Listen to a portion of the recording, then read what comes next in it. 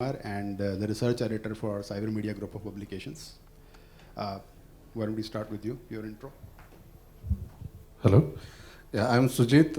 I'm taking care of servers and cloud. I'm part of KC International. Yeah. Thank you. Yeah.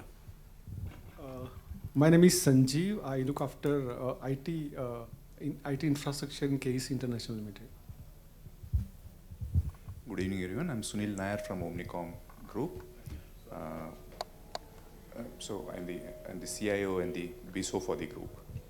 Welcome. Hi, good evening. Thanks for having me here. I'm Fayaz. I am the Director for IT in ISS Facility Services. Yeah, thank you. This mic you can pass back here, I guess. Good evening, everybody. Myself, Ravindra Lohar. I'm from ASP International. So it's a Japanese company. And we have a manufacturing plant at Ambana at Thane. Thank you. I'm Aditya Wagri. I'm from Microsoft India. I'm part of the AI Copilot practice within Microsoft India. Hi, sorry. I'm CN Ram. I'm the MD and CEO of FinDNA Tech Corp, based here in Bombay. We are developing a brand new retail banking system from scratch. Just to give some more perspective to Mr. Ram, who is one of the most celebrated CIOs, or he was at that time, and spent many years at HDFC. One of the most recognized guys out here. Thanks. Thank you, Ram. And a good old friend, so together for many years. So my name is Vijay Sethi. So earlier I was CIO at Hero MotoCorp. I was also heading their HR and CSR. These three portfolios I used to it, and over the last couple of years now I'm on the board of two companies, chair two or three organizations, meet friends like Ram. So that's what I do.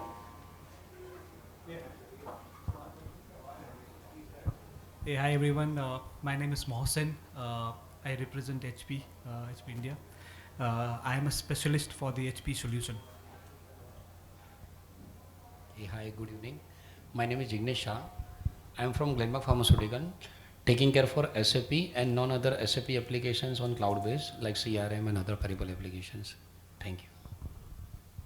Hi, good evening everybody. I am Jose Casey. I work with IFL in technology, head of technology for institutional broking and investment banking. I've been in the industry for more than 27 years now. Nice meeting all of you. Hello, good evening everyone. My name is Talin Punpandi. I am from Orion Innovation, a digital transformation company. I head the IT infrastructure and security there. Thank you.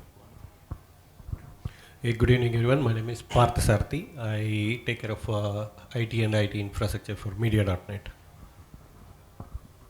Good evening everyone. Good evening sir. My name is Bankim Chandra. I lead the business for HP, the western part of India. We have near about 5 GTM in HP. So one of the GTM we have is India Inc. and PSUs. So it's, again, we talk about regarding a conglomerate, large conglomerate, along with the BFSI.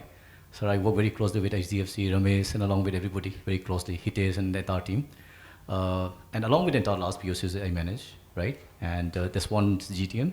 Second GTM, we have a global collaboration centers, GCC, we have a different team altogether, right?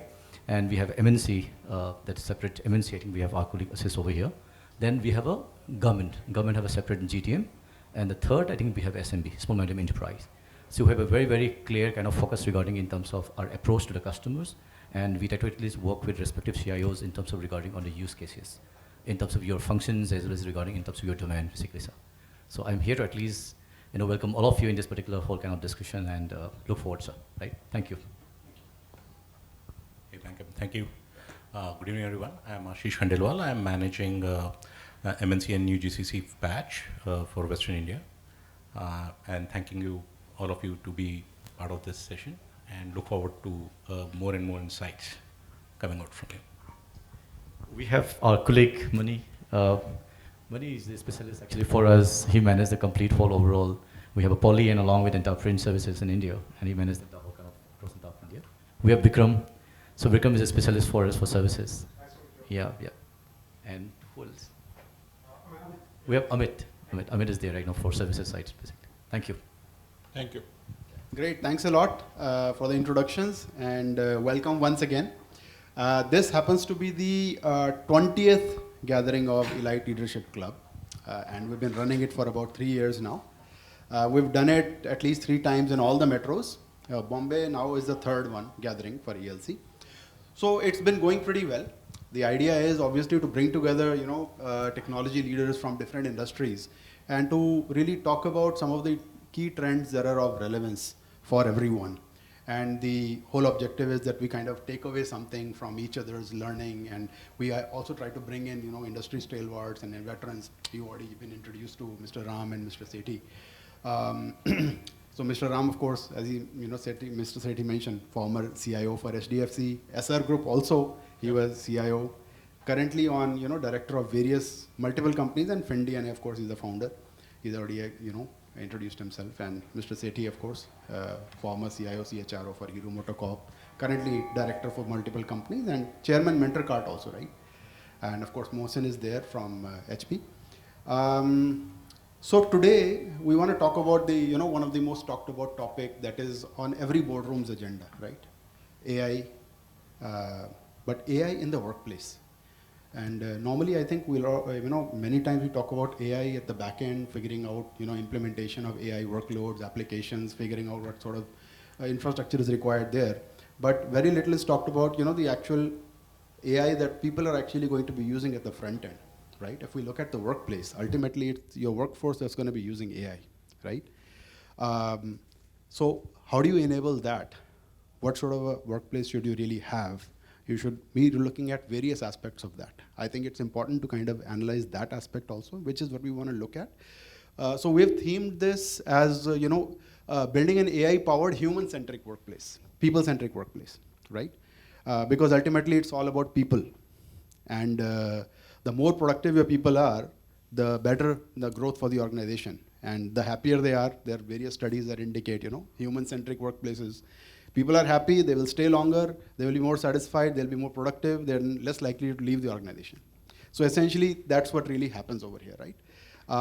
So we'll be talking about that, and we'll be having, a discussion around that, seeking your inputs also on various aspects of this. And we'll start off first with a keynote by Mr. Ram, who will give some of his perspectives on, AI in the workplace, how can an enterprise really leverage AI in the workplace, and specifically Gen AI, and share some of his experiences around, how AI is actually being leveraged. So Mr. Ram, can I request you to come here and Fantastic. So we have Samir joining. Samir, you want to introduce yourself?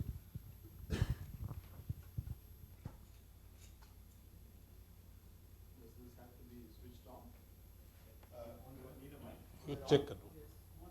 Just check. Yeah. Off is on. I wasn't sure whether I needed a mic because this is such a. I think it helps them record. Small gathering, and usually my voice is quite loud, so I have to temper this down a little. But good evening, and it's good to see all of you, and thanks to Anil and CMR for having me here. It's been a while. It's been a while since I attended a function like this, but then just the other day, I was invited to a round table. There was no keynote there. It was just a gathering of people by a VC. And they wanted to showcase some of the portfolio companies which were doing a lot of AI related work. Very interesting. So one of the things that I like about this small intimate setting is that people are less awkward, and they participate and they ask questions, and oftentimes you actually take back quite a lot than when you actually came in. And when Anil told me that the topic is AI, and I said, why me? I'm past that age. Talk to some of the younger people, they have a lot more ideas and they have a lot more accomplishments. He said, don't worry, as long as you can speak English, come and just say a few words. I got Vijay here, and he will take care of everything. So with that kind of a safety net, it was not very difficult to accept this invitation, so thank you. I'll keep this very short, mainly because I think the discussions around AI and Gen AI will probably be a lot more interesting than what I have to say. But like I said in the introduction, we are building a complete new retail banking system. And the customer is HDFC Bank.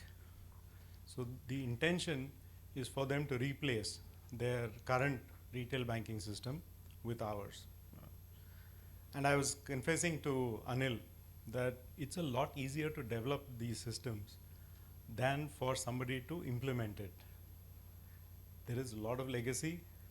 The transfer of the current workloads from the old system to the new. You're talking about 100 million customers, you're talking about billions of transactions, and then you're talking about at least 200,000 employees.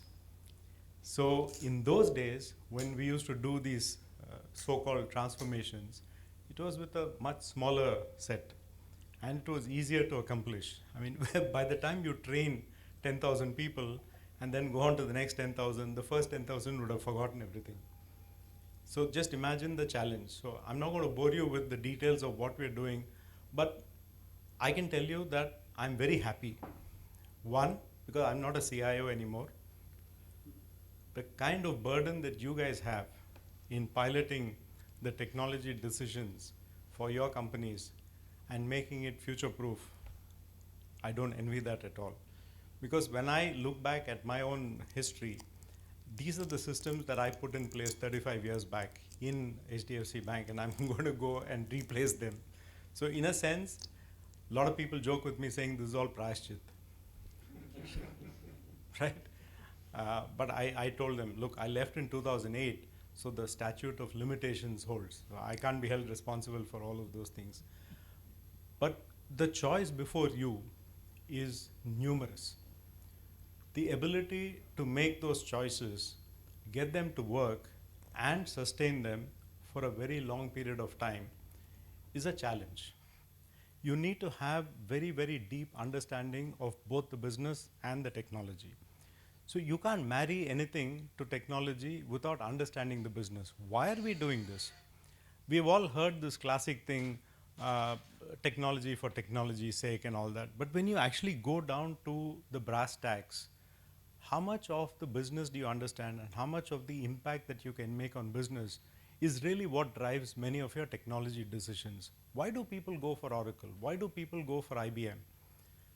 This is an HP forum, so I can denigrate both of them. It's not a problem. Why do people go to all these things? Because at one point in time, there used to be a saying, you never got fired for buying IBM. You never got fired for Oracle. The other issue was that from a safety and a risk aversion perspective, banks are known to take risk, but not so much in terms of technology. They'll go and give loans to Vijay Mallya, but when it comes to taking decisions on technology, you have to be perfect. And I suspect it is the same for a whole lot of industries, because you can't make a choice of technology without actually taking the impact of it on the business and the cost of it. Oftentimes, technology is forgotten till something doesn't work. As long as it works, you're all okay. People will wish you good morning, good evening, whatever, and then they forget about you. But the moment things don't work, especially in a bank, for instance, when the end of day doesn't finish on time, and then you have to hand over the system, and the customers are queuing up in front of the teller counter, and the system is not ready. That's when people realize there is a technology guy out there. Why isn't he doing his job? Similarly, SAP. Similarly, all manufacturing systems, stuff like that, the pressure is enormous. And as you add more and more technology to it, with the hope that you will get more insights, you will have better control, actually it creates more headaches. SCADA systems, right? I mean, from a security point of view. People can hack into it and then make it do all kinds of things, and suddenly you realize that there is a vulnerability somewhere in the system. When we talk about AI and Gen AI has been around for a long period of time, a long period of time. What has really changed now is the ability for you to interact with that in real time and make decisions. There was a time when people used to go to the bank and say, I need a loan. And we say, yeah, give your documents, come back after 7 days and we'll give you a loan. Or we'll tell you whether we'll give you a loan or not. Now, you're standing in a retail shop, let's say in Vijay Sales. Everything is Vijay these days, Vijay Sales. Standing in Vijay Sales, you're looking at the 60-inch. Yeah, I know. Think of Amitabh Bachchan, right? His name was Vijay in all the movies. You looked at a TV and said, I want to buy this, and I want a loan. There are 50 different guys who are willing to give you a loan at that point with no documentation, no nothing. If you're not there, you've lost that customer. And people have innovated so much in terms of how to pre-approve, how to make it easier, lessen the friction, all of that. And then IDFC comes and says, I'll give you a card, a credit card with a pre-approved limit, go ahead and use it. That's your loan. So to me, the innovations are all necessary to make sure that you are there in the customer's eyes, especially in a B2C kind of business. B2B is very different. B2B, a lot more relationship based, and then you have the time, you have the ability. Where you don't have time is to assess the risk. I want to do this transaction. Am I taking a risk? People are paid to take risks. But am I taking a risk which is going to come and bite me in the back? Those are the kind of things. So AI has always been around. The ability for you to read documents. Now in personal productivity, I mean HP has all the AI built into the laptop. I don't know how many of us use that. These days, if you don't have AI, you can't sell. Companies have .ai. PCs have AI. I don't know when cars will have AI tag. So BMW 3.ai, something like that, yeah. But there is a lot of intelligence which is already built in. And if you look at this driverless cars and self-drive and stuff like that, so much of AI, right? So the LiDAR keeps accumulating data, giving it to the software. The decision making has to happen. Should I make this move? I mean, I keep thinking that in India, it will never make a decision, right? Because people are cutting in, cutting out. If you have a pothole, if you want to test real driverless cars, test them here. That will tell you what the robustness of the software is. But like I said, AI has been around forever. The only difference now is that it is becoming much more real time. Decisions are being made right now. Should I stop that motor? Do I have enough indication? Because you can imagine the prospect in Hero Honda, for instance, if they stopped a running cycle, it's a huge backlog. Suddenly everything just goes back up. So these decisions have to be made with multiple inputs and automation. So I had a stint in Tata Steel. That was my first job. Steel making was a 6 to 7 hour process. So you would take those samples every hour, go to the metallurgical lab, test it out and see, oh, should I add more carbon, more tungsten, more whatever, and you had the time to do it. By the time I left, and this was, I'm talking about 79, when I was a graduate trainee there. By the time I left in 80, the whole steel making process was 12 minutes. You had no time to rush. I mean, even if you had the fastest means, you can't go to the lab, get it tested and come back and add things. So that is the quickness with which you had to respond. And the systems built by HP, IBM, all of them had to also transform themselves to doing all of this. On top of it, you add Gen AI now. All your meetings. I don't know how many of you use whatever tool, I mean, whether it's a Teams Maestro or a Copilot or whatever, the ability for it to actually look through all your inputs, everybody's inputs, summarize those discussions, take action points, and actually send it out. It's a phenomenal change in terms of how productivity has gone leaps and bounds. In India, we have a challenge. Do I replace people? I mean, it's a question, right? So we have to understand whether or not our Gen AI is for replacing people. There is a case where in the US, by depending on Gen AI, the CEO fired 70% of the staff, right? And the profits came tumbling down. She is now rehiring all those people that she fired. So there are examples of where it works, where it doesn't work. Personally, when I talk to a bot, my first reaction is put me onto an agent. Because our bots here are all badly designed, badly engineered. They can't ask, I mean, they can't answer questions which are out of context. You know what we call out of syllabus? Sorry. What did you say? Can you repeat that again? Sorry, I didn't understand. Bloody hell, I didn't call you to get answers to, simple questions. I have a real problem. And then you put me onto a bot and it tells me, can I connect you to an agent? I say yes. Oh, all my agents are busy. Can I have them call you back? So on top of all the frustrations, you suddenly have this. And then when you talk about a bank, we have multiple products.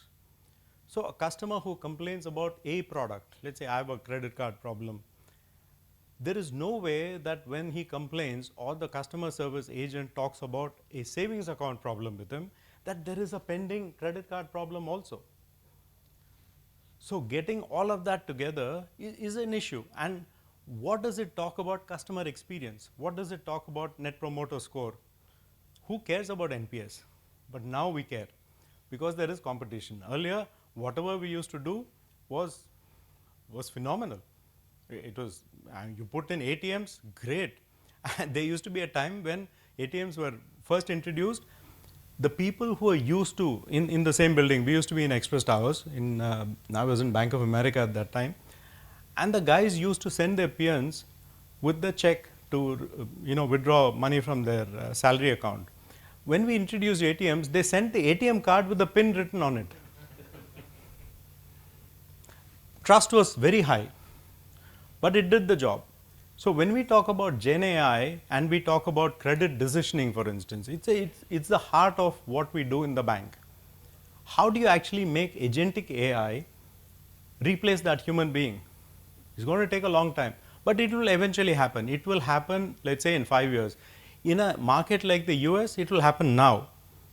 And I'll give you an example from Microsoft. When I was in Seattle with their, this was way back, usage of AI. So they used to talk about how doctors are so fussed about legal issues when talking to a customer. They actually don't listen to the patient. They are much more in tune with, am I going to get into legal hassles because I asked this particular question, or I prescribe this medicine, or do I create a record? So to make sure that I have a record, if ever this gets into a litigation, then I have to make sure that I have a perfect record of what I have. Microsoft just turned on Cortana at that time. I don't know what it is now, but Cortana started to listen to the patient and it would make recommendations. So it was recording the conversation, it was making recommendations based on AI of all the past cases that it did, and it actually helped the doctor to not only safeguard him, but also to make sure that he didn't miss a beat. So it would say, ask this question. So he asked that question, the answer, based on that, it would actually prompt him for another. So the idea was that it actually enhanced productivity greatly. So we don't even have to go to Gen AI. AI is good enough. But when you pair AI and Gen AI, you get a phenomenally, improvement. And especially in the marketing area, for instance, when you talk about doing videos, when you're talking about the marketing material for, let's say, a program like that, just give it to Gen AI. It just does it in a jiffy. The only problem is you don't know whether it is using some blurb from IBM or from Oracle, which you can get sued on. Those are the only guardrails that you need to have. So long story short, I think AI has been with us for a very long time, but it is undergoing a metamorphosis in terms of pairing up with Gen AI to be able to make our life a lot easier. Especially when you talk about senior management, the kind of questions they ask, they always have somebody, an executive assistant or whatever, he has to go and collect that information. Now with MCP protocol, you can actually convert normal English kind of questions to SQL. If it has to run a Python program, it will go and do it, regardless of where you have the information from. It could be your own database, it could be somebody else's database, it could be publicly available. As long as you had access to it and you had the tokens, you can actually retrieve that information and give the senior executive or the strategist the kind of information that he needs in one pane. Now that's a huge lift to productivity. You may not allow the agentic AI to take decisions on your behalf, but what you can do is it will do all the heavy lifting and give all the information that is required for the person to make that decision very quickly. So I can go on, but I think we'll, in the interest of time, and also I'm very keen to listen to what you guys have had in terms of experience of doing Gen AI in your own organizations, and where we should look for productivity benefits. Because at the end of the day, there is a cost associated with it. People are going to demand returns, and how do you actually provide that in an incontestable way? So people should not have a reason to say, I don't trust this. So explainability becomes very important. What are the sources that the Gen AI used to arrive at a decision? These become very important because those are the guardrails with which somebody can sue you. India is getting a lot more into the West kind of stuff. They sue you for anything. So you need to have your defenses properly done, because your lawyer will tell you what evidence do you have that you took this decision. And the regulator is now telling us in a bank, if you decline a loan to somebody, you better have the reason which you can communicate. So with that, thank you. I don't know if you have any questions, but I'm going to be around. So if you have anything in terms of comments, questions, please feel free to share your comments and thoughts. I'm sure Vijay will take it from here. Thank you. I represent the HP solutions and I lead the West market for the overall HP solution. So I'm a specialist for this, what do you call managed device services, right? Today, of course, right, a tough task. I've been given 10, 12 minutes to complete this interesting topic. And Mr. Ram has touched upon a very sensitive topic of AI and a replacement of a job, right? One fine Friday night, right, all free with the mindset, I asked one of the AI engine that will AI replace my job? And I said, certainly not, Mohsen. But yes, the person using AI will definitely replace you. So that's the power of, yeah. So it's a threat, right? Yeah, that's that. Yeah. So that Friday night to this Friday evening, right? I'm here. I'm a fan of AI. I use it, to the extent not only on the business side, on the personal side, but as an HP, right? What I love about is that in an HP we do a lot of AI things, right? And we are coming up with a lot of technology which is driven by an AI and a machine learning, which navigates the future. We are going to talk at high level overview about what as an HP is doing into this ecosystem, because when you hear about HP, right, the first thing comes, like any of my neighbors, right, they ask me, well, where do you work? I say HP. Oh, Hindustan Petroleum. I said, no, Hewlett Packard. Hewlett Packard. So one who makes PC and print, right? So that's the benchmark, right? But we don't do this only. business, right? We are now being known as a software leading businesses, right? So we are coming up with many solutions and a digital softwares, which talks about at every day, whatever you do in your PC, right? The PC is the most important thing. I think you use it more than a phone right now in a day-to-day life. We bring a lot of AI and innovation, and we know what kind of action at an enterprise level, all CIOs and the leaders has to take, right? So that's what we're going to talk about it. The bit of, internal HP research, right? We did it with couple of enterprise. And with this research, we found that with the mix of hybrid people now, the old people as well, the Gen Z people, the 70%, more than 70% people feel that my organization is not giving me enough equipments or a technology to be more successful in my domain, right? And on the other hand, all you IT leaders, right? We found that, with this hybrid world of, the pressure of hybrid world and AI, half of this IT leaders, they says that their job has become more complex because of the nature of the employees' experience which is coming into places. And most of the time you see IT are always overloaded, hence they try to do an outsource, right? And 70% of people, they prefer to have an outsourced service partner to really support their internal ecosystem and take care of employee experience as well, right? With this problem statement, I'm starting this, the HP solution, right? The basic idea about having the entire ecosystem, which talks about not only hardware, but a managed services, software, the overall experience level engagement for an employee, so that your IT is working efficiently and they can focus more where the objectives are laid off right now.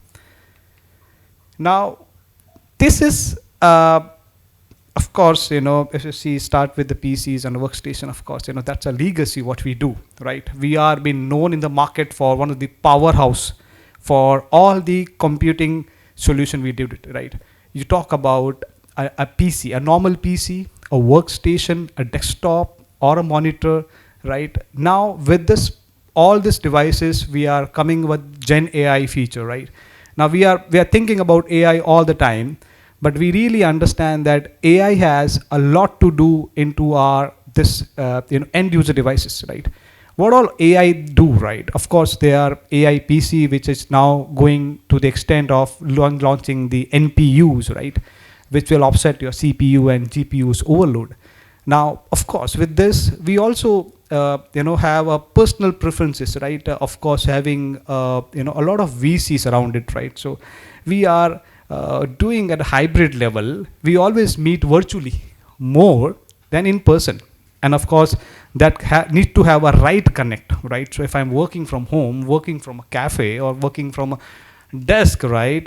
I need to have my laptop, my system, which only focus on me, which only talks or give a output which need to be heard from me only.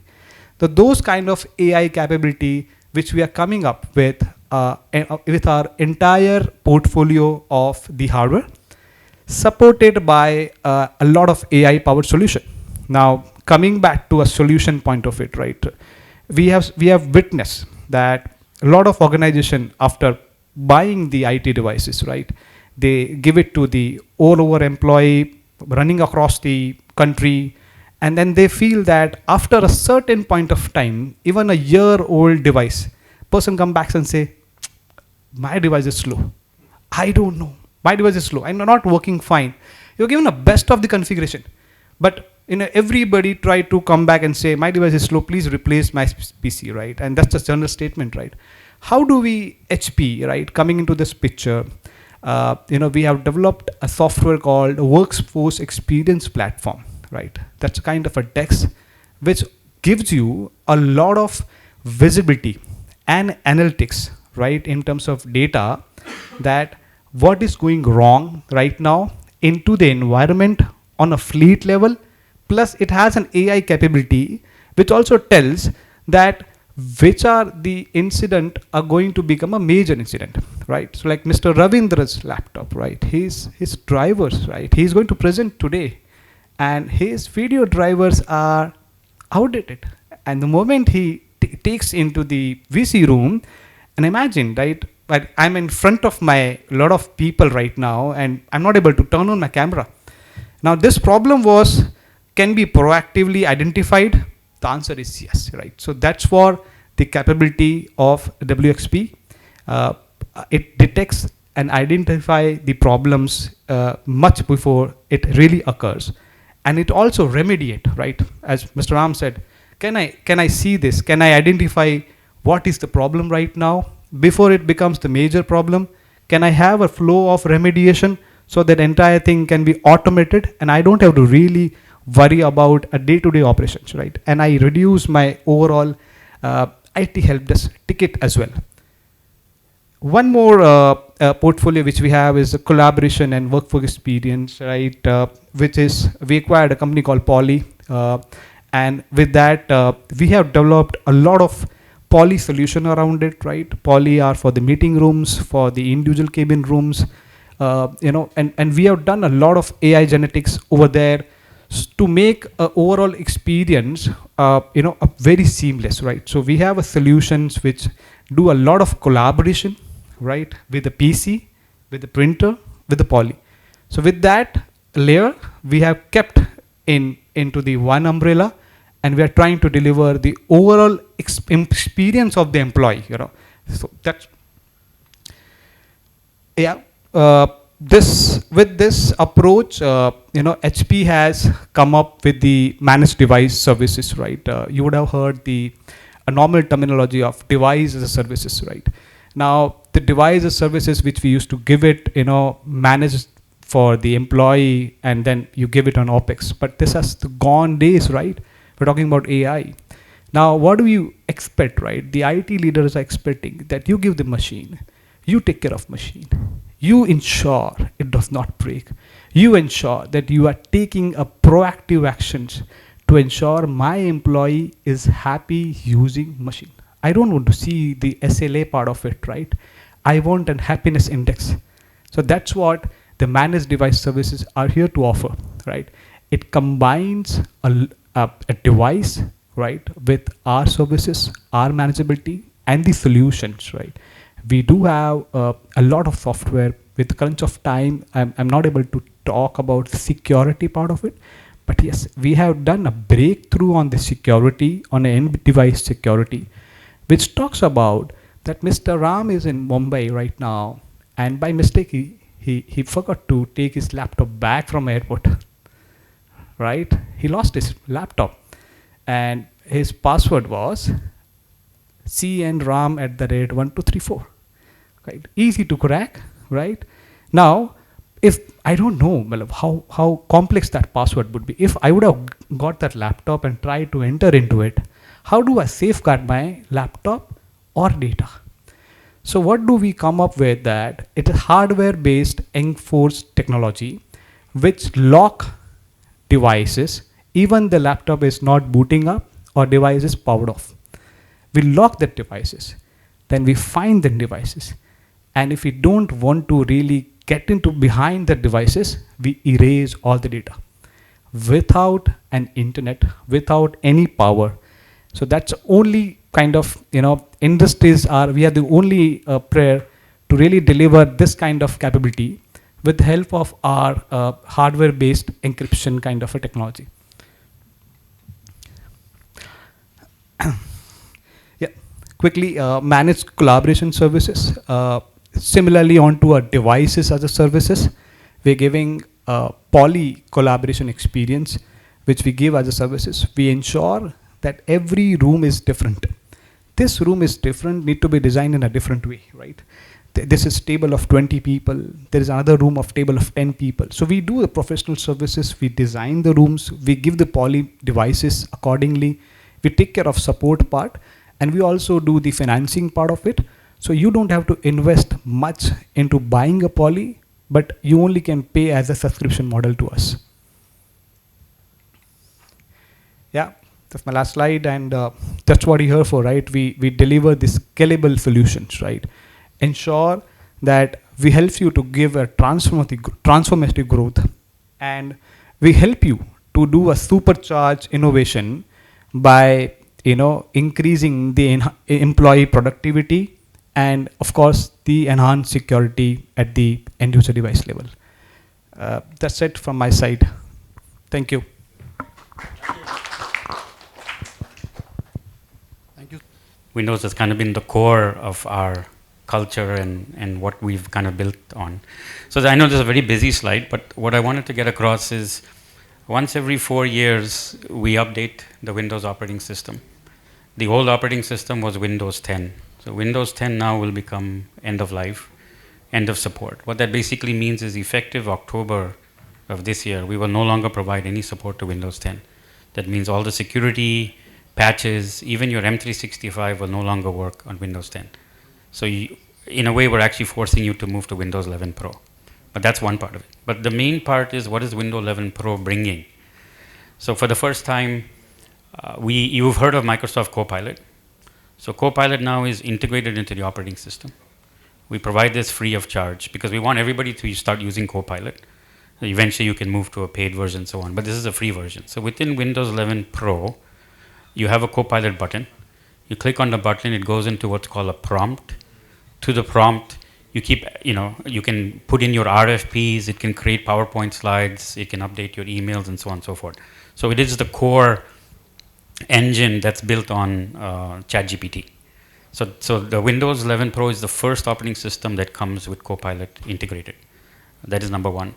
Number two is, I don't know if you remember, but I think 5 months back we had this debacle with CrowdStrike and everything went upside down.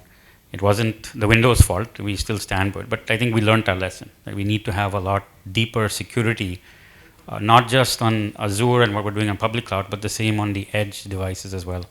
So what we've done from a security standpoint is all the Azure public cloud security features, we brought that into the edge. So we brought a whole new layer of security into Windows 11 Pro that did not exist before. We've put in things like BitLocker, which can check for ransomware at the BIOS level. We have encryption keys built into this. We have even something called Windows Hello, which can look at facial recognition to make sure you're the right user who's going into the operating system. And we built some other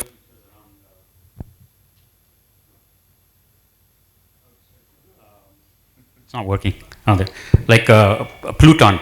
So Pluton is where we're actually getting and putting additional hardware on top of the CPUs so that we add this thing called TPM, which is a trusted platform module. So there's so many new functionalities and features coming around cybersecurity, but it is a lesson we have learned, and because of that, we've put a lot more features into the security layers around Windows 11 Pro. So number one is the Copilot, which gets everybody introduced to this whole thing about agentic AIs, and again, that's free. Number two is the security. Number three, of course, is manageability, because we want customers to move seamlessly from Windows 10 to Windows 11. Now, there are two types of customers, right? So if you've bought a laptop recently, and you already have, let's say, a Core i3, i5, a certain memory, certain RAM, you don't need to upgrade the hardware. We'll give you the software for free, and it's just a patch, and you just move from 10 to 11. But if you've bought old hardware, 4+ years old, then you need to go to our partner like HP, and you have to refresh the hardware. Those are what we call ineligible devices. Will not work on Windows 11. So you'll have two paths to upgrade. One is that, one is of course buying fresh hardware, right? And to make sure that the transition is seamless, we have, like I said, a set of manageability tools, which the tools called Intune and so on, which will allow you to migrate your applications from Windows 10 to 11.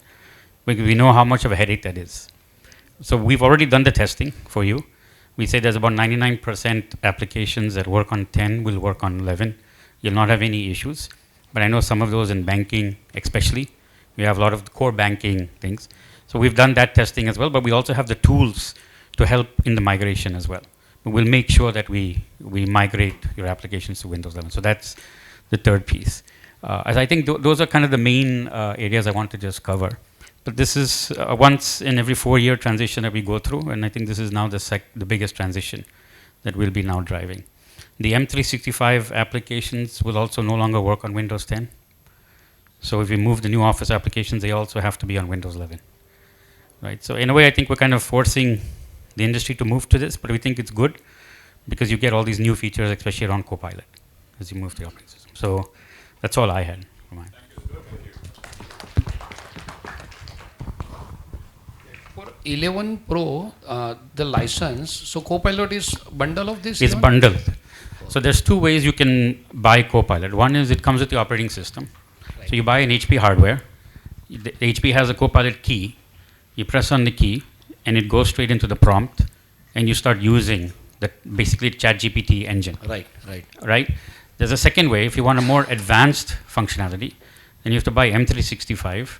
With M365, you buy something called Copilot Plus. So we are just starting our journey M365 from this July onwards. Okay, so and you need to decide whether you want Copilot Plus or whether it's enough to use. As Anil said, so we're doing a workshop on building an AI-powered work-centric workplace. Now, all of us are part of IT, and I really like the way Ram put it. See, the reality is only those organizations, the IT can really thrive in case it's related to what the business outcomes are.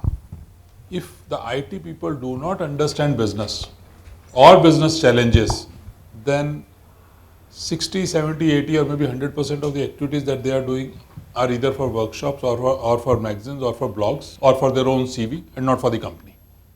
And our objective is, if we want to really give back value to the organization, any strategy that we make, and all of us are supposed to make IT strategy every few months, few years, whatever it may be, or even our own IT budgets that we do. Many times it starts with, okay, I'll buy so many PCs, so many laptops, and I give a... Actually, that's a wrong way. It has to start with as to where the business is going, what challenges business is facing. And from that we drive what technology should be there. And that's where we'll start with the so in this workshop, we'll start with the first question, which is, let's first start with, do we really understand what challenges our organization is facing? Okay. So what we have done is given you 6 options. 6th is the others, so you can add anything onto this. 5 we have tried to put in. So request everyone to scan, go to your Mentimeter and put your response. And then we'll have a discussion around that. So let's take a minute or two to just do that. In case anyone is facing any issues with scanning and all that, you can take that small card over here, a card like this, so in front of you. Just scan this in case you're not able to scan over there. And if there's anybody who doesn't have a copy of this document, workshop document, let me know. The same question is over here. Okay. So we've got 4, 6, 7.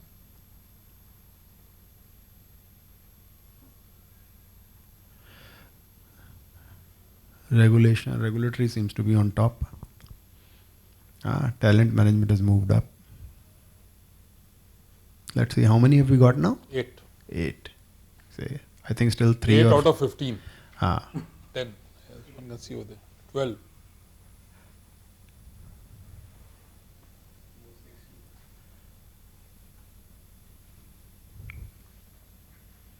Anyone else?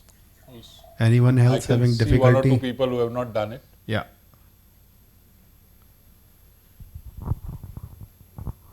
See there? Okay. So, Sunil, let me start with you.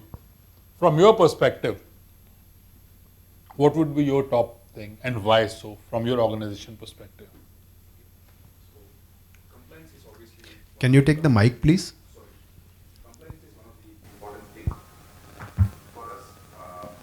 Why so?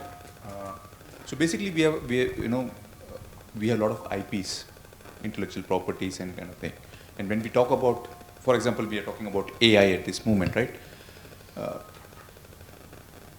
We being an advertising agency or an organization, people start using AI like, oh, someone is using AI to create some images, someone is using AI to create IPs kind of thing, but we are not sure, like, wherever we upload our IPs kind of thing, how safe they are kind of thing.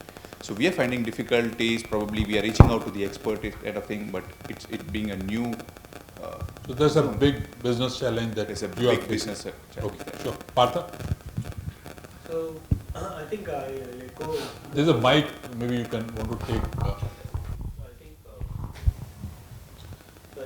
Regulatory and complexity is actually again my vote against. I think as we do into it's to multi-continent kind of a business, so I think each country actually requires a lot of compliance to compliance. Like EU has its own compliance, they suddenly come up with something, and when you work with other parts of the world, you actually have this.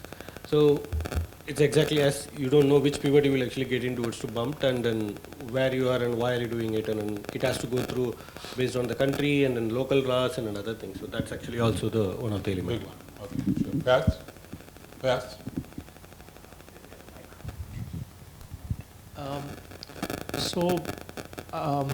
In my experience, I've seen two extreme sets of organizations and work cultures. So from the bleeding edge of technology, as my ex-CIO would call, when I was... The AI on the mic is not seeming to perform well, it seems. Yeah. So from a bleeding edge of technology, we are now at a very regressive side of the world where we're doing facility management services for organizations like HP itself. I think the problem is in India is two-pronged. One so what would be your business challenge from this perspective? Yeah, I'll come to that, right? So it's two-pronged. First one is we've got a large task force, significantly large task force, and the number of jobs that we have against that are less, right? And then this task force needs to keep on continuously upgrading because the markets are changing, the technology space is changing very quickly. So to be able to cope up and compete with the rest of the globe or even within the country, right? You're seeing a large amount of people churn. And a large amount of people churn because they don't find that the workplace is where they can really work efficiently. Partially because technology is changing and they're being pushed. The demands of the skills are rising. And then our own inherent system is not churning out the right people. So to keep them updated, to keep them upgraded, to keep them motivated, to keep themselves upgraded is one of the biggest challenges that we have today, right? I may be a CIO today, but I have an inertia to upgrade my skills or to learn what's happening new. So if I'm having this and if I struggle with this, imagine what's happening at the ground level. So to keep them motivated, to keep them upgraded is itself a challenge, right? And that's why for me, team management and keeping workplace relevant is a challenge for me. Sure, thanks. So between Sanjeev and Sujit from KEC, we will start with Sanjeev, you and Sujit can add anything. Yeah, Sanjeev. Go ahead, Sanjeev. I think when we are talking about talent management. So what would be your biggest challenge? The question is simple. Okay, great. So I think talent management is one of the biggest challenge. That is point number one. And two, if I talk about compliance. So talent management is important because I'm audible, right? Yeah. See, coming to talent management, workforce management. Nowadays, people are expecting a lot of things from the people. When the new generation comes, they are expected to do a lot of things. With the, I can say, let's start with the service desk, or let's start with the, data center management. People are expected to do a lot of things because nowadays a lot of new technologies are coming into the market. So that is the reason the new talent which are coming, sometimes they don't have sufficient knowledge. But we are expecting a lot of things. So that is point number one. Coming to compliance, we are into the manufacturing business and we have a lot of projects running in the rural area. So managing compliance, managing, getting updates from those people, getting a lot of different challenges because those are rural areas, and managing people getting the compliance is again big challenge for the manufacturing company. Sure. Coming to OT, operational technology, which is again another burden, or I can say a compliance area where we have to focus, because nowadays OT devices are quite old, or we can say quite legacy systems we are running, and managing those devices with the compliance or managing compliance on those devices another big challenge for us. Sujit, you want to add anything? Yeah. See, nowadays daily the technologies are getting changed, and we can see a lot of vulnerabilities, lot of attacks have been happened. So yeah, we have to make sure that our setups are more secure and regularly patched. So yeah, so in terms of our work, means our technician, everyone should be well trained to handle all those things. Sure. Yeah. Jose?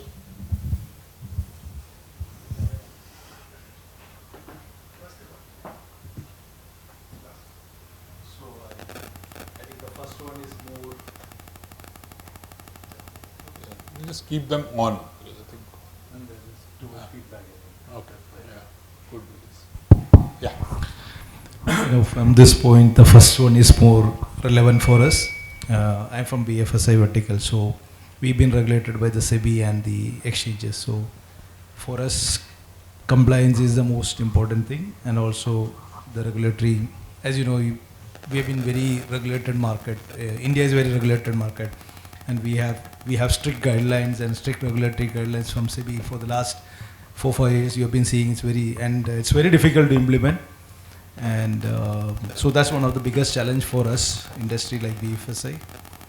And also, I'm just going through one of the, SEBI has come up with guidelines for implementing the AI ML solutions, and there is a working group behind it, and they are asking for consultation from various industry bodies. And the adoption has become very widely. Keeping pace with all these changes of business challenge. Yes. So industry like us, we have to quickly move ahead and adopt latest AI technologies, but also comply with the regulations. Sure. That's a more challenge. Jignesh? So for pharma, definitely regulatory and compliance. Yesterday also from US FDA we got 5 observations.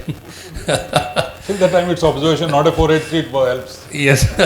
Not an issue. So patient safety, security. But for the same which he mentioned, so nowadays if you see the IT QA, IT quality, for this regulatory and compliance, for the observation which and the past record, so through the system, so lots of documentation, digitalization, and based on that, definitely lots of improvement we are expecting for this regulatory compliance. Sounds good. Vipul, you want to add anything? Anything? Nothing? Okay, that's what I thought. Okay. Stalin.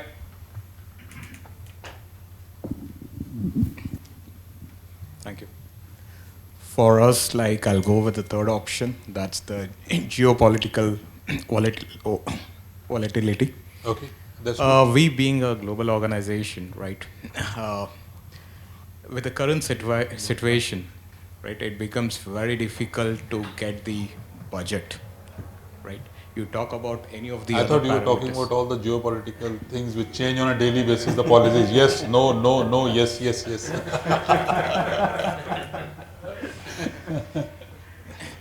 So it's becoming a hectic task, right? You talk about technology, the advancement of technology every day, right?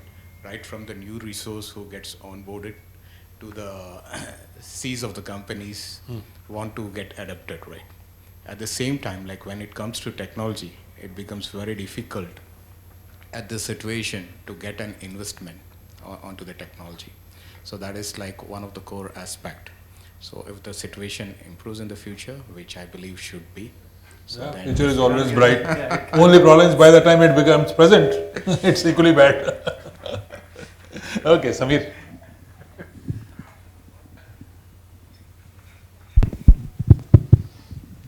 Yeah, as per the condition, nowadays we have 2 challenges. First one is the compliance issue. So as per we have to upgrade our system and infrastructure for avoid the phishings and all these things. And so for vulnerability, we also make sure to. So that is a main challenge for compliance. Okay, and second is the talent management. Because as per day by day we are receiving the new technologies, so as per the market, so we had to upgrade our resources as per the technologies. That's our main challenge. Okay, Ragnesh.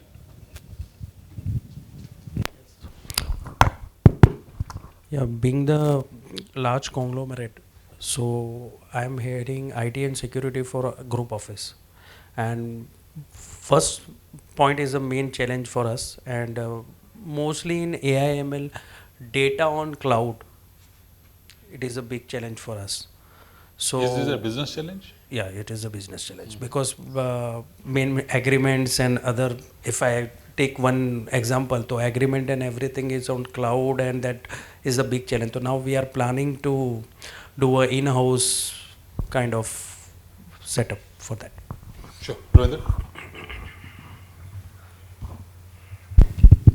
Hello.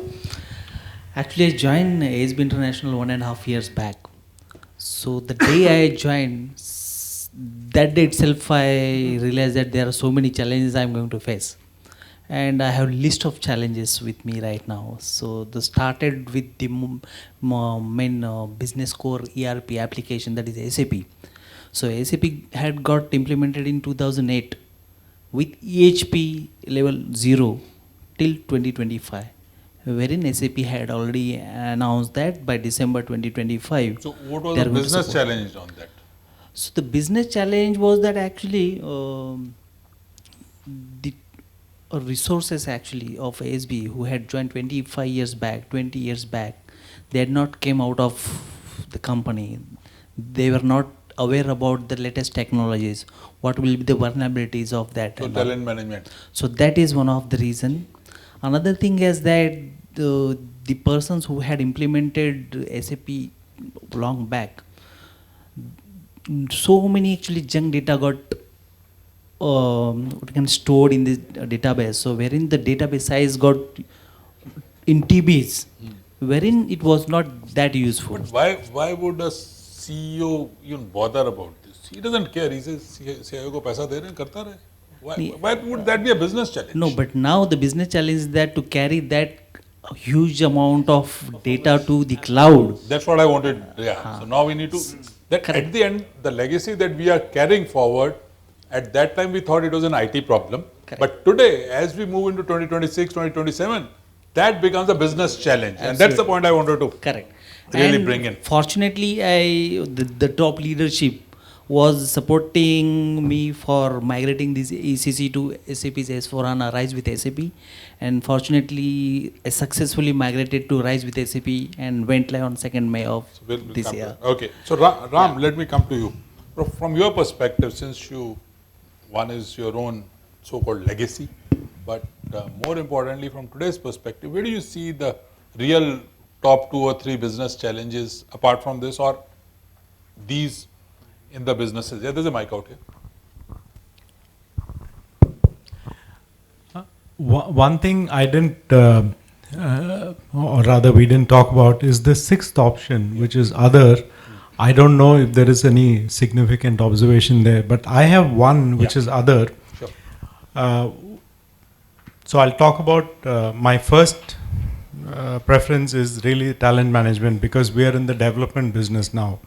So getting the right kind of talent into our company from a development mode, it's not just Java, but it's also the ability to use Copilot, ability to use Cursor or Windsurf, the ability to get productivity out of the developers who are steeped in old technologies and IDEs to come and actually use them productively. So talent for me is a big thing. But when I was CIO, the other was very significant, and I'm very amused that none of you actually spoke about it, which is what used to be humorously called management by magazine, which is people used to read, especially CEOs, because they only have time. They read magazines and they talk about how Gen AI has completely revamped everything. Yeah. Our competitor. And I'm surprised that none of you have spoken about this pressure from the CEO. Why are we not using Gen AI? Why are we not using AI? Without really understanding whether there is a fit, whether there is a business outcome. And this is where the combination of talent and the pressure starts to come in. How do you interpret what can actually be reasonably done from Gen AI? Because it is still evolving. there are guardrails which are required. It has learned, I mean, the LLMs, if you go back into the history, LLMs have learned from what is publicly available. Now, publicly available documents on the internet are full of biases. So how much of that bias are you carrying in? And it's not an oracle, right? It's not something where you ask a question and it'll answer. And that is the truth. It's not like WhatsApp University. Anything which gets sent on WhatsApp, immediately everybody believes it. So the challenge of being able to sift the wheat from the chaff, and I think that is going to be the important thing which all of you have to get. Sure. I mean, all of us have to. Sure. To your point,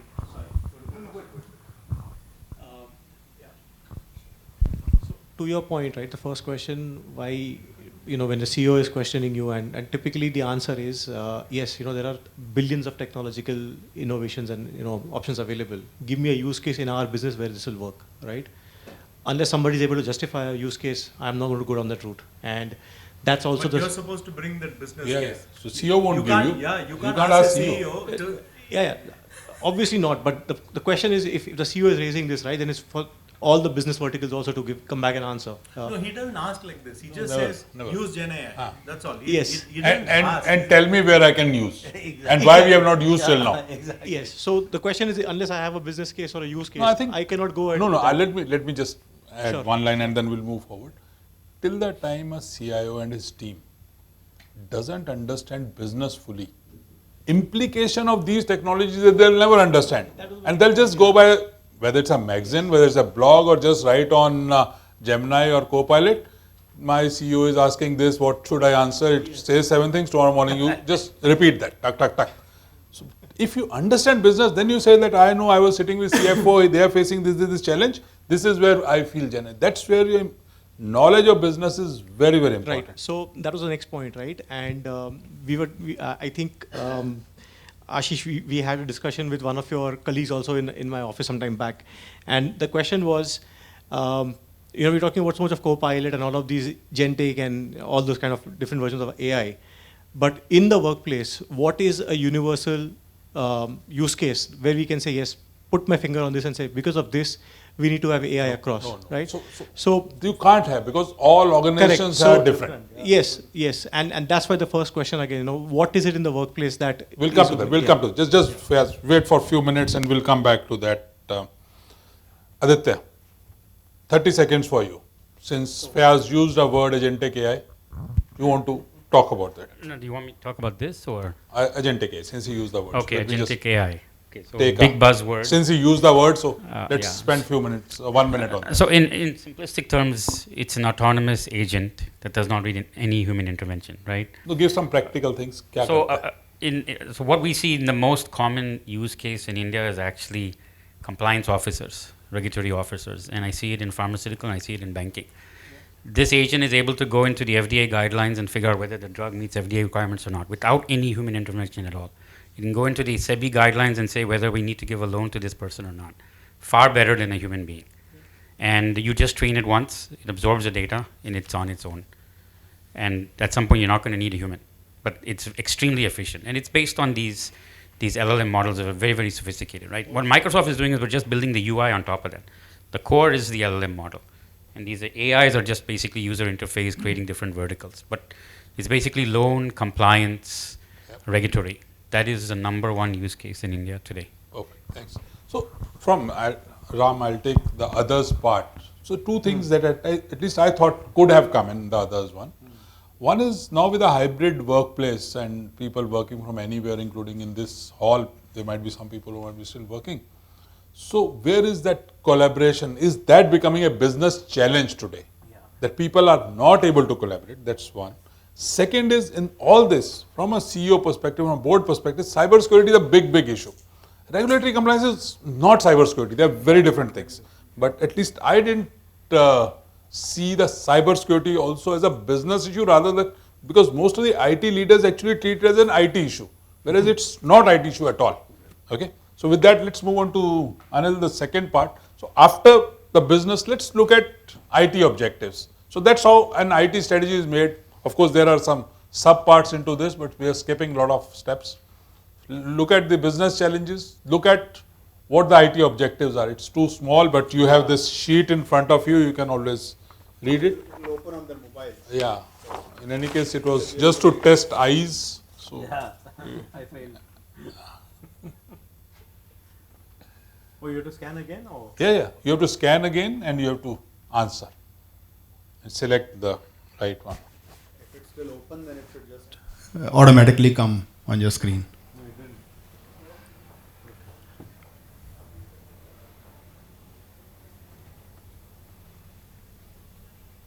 Business challenges that we spoke about, we have to see as to what are our top IT objectives.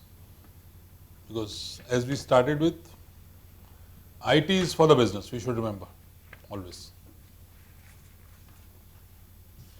Okay, I think this one is coming out to be quite interesting. We have 8 or 6. Oh, lots of 5s, huh? 5 people have said that. 5 people have selected 3 things. Now, green one, which is 6, is 6 now. That is maintain security of edge devices. Correct. Against cyber. So you security threats that you talked about. True. Integration of AI across employee-facing technologies. Oh, one more 6 has come. Huh? Secure data at the edge. One more security.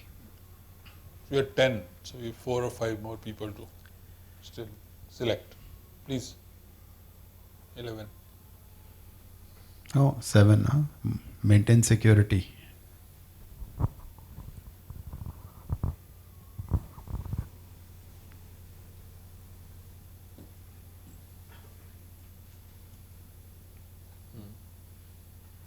Let's take 30 more seconds. Those who have not done it. 12 people have done it so far.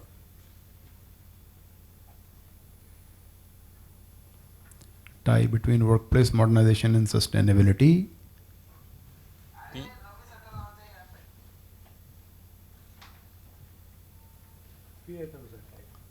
Okay. I think. Is it readable?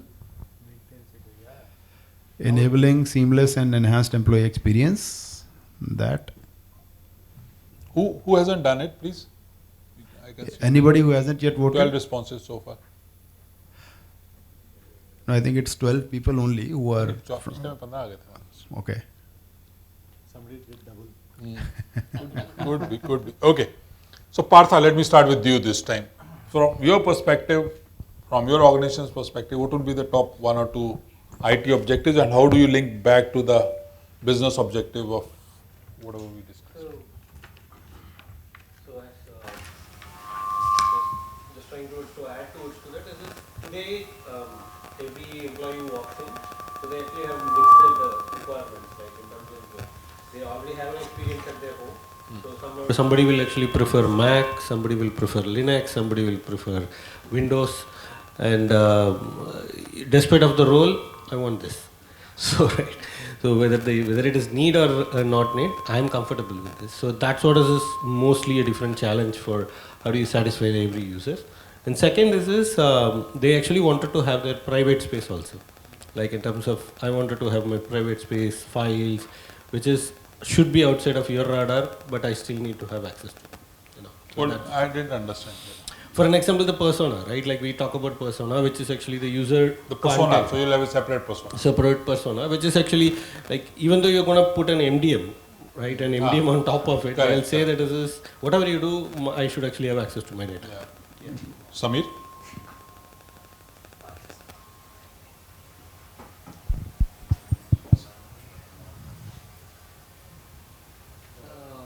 After the COVID, so nowadays employees want to hybrid model because they are also in comfort zone. So most of the employees are looking for the hybrid model. So that is a one challenge for the organization to manage all these things. And apart from this,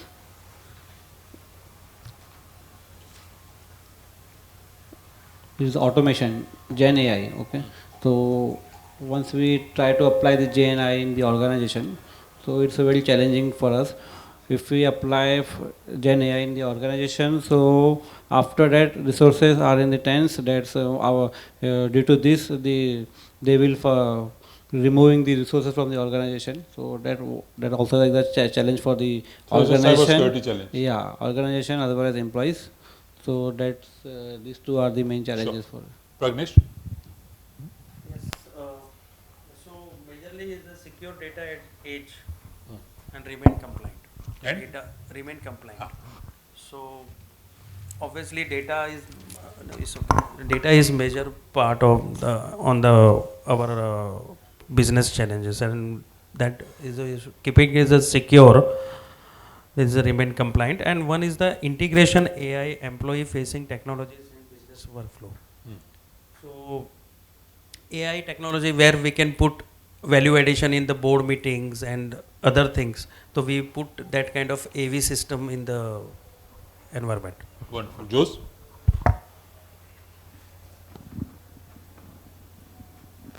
Yeah. I think the most important thing for us is to maintaining the security of edge devices from cyber threats, and that's the most important for us, be it a end user system or a server or a website or any kind of instance where data resides. And that's the big challenge for us, ensuring the zero trust security. And that's Yeah. for most of the organizations. That's the most important for us. Sunil?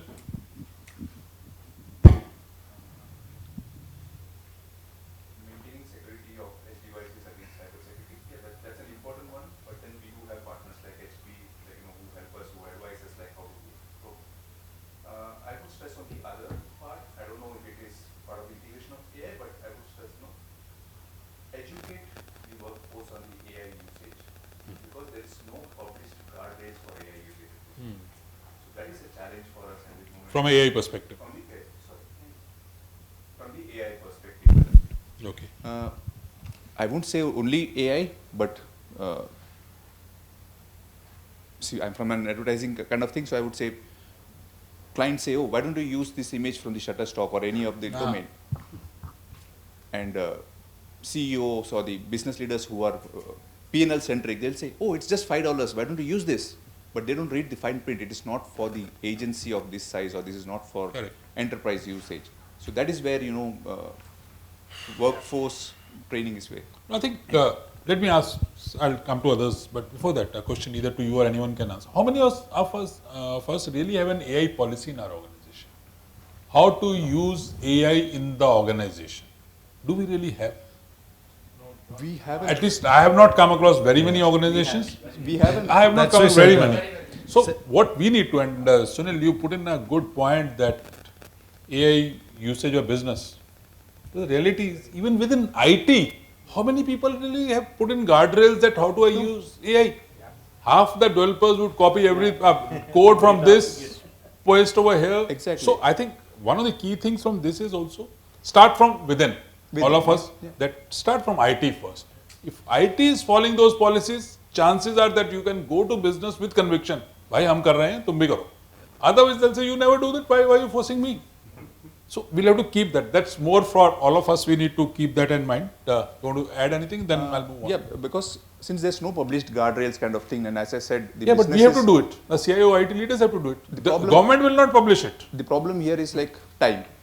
The business says, oh, we want this to be implemented as soon as possible. I think, again, between Ram and I, we have maybe managed, and I've run one program which was India's largest IT project. I know you can always Google it over there. But the reality is, if you put that time initially in the planning, your execution becomes easier. We first jump into execution and then say we never have time for planning.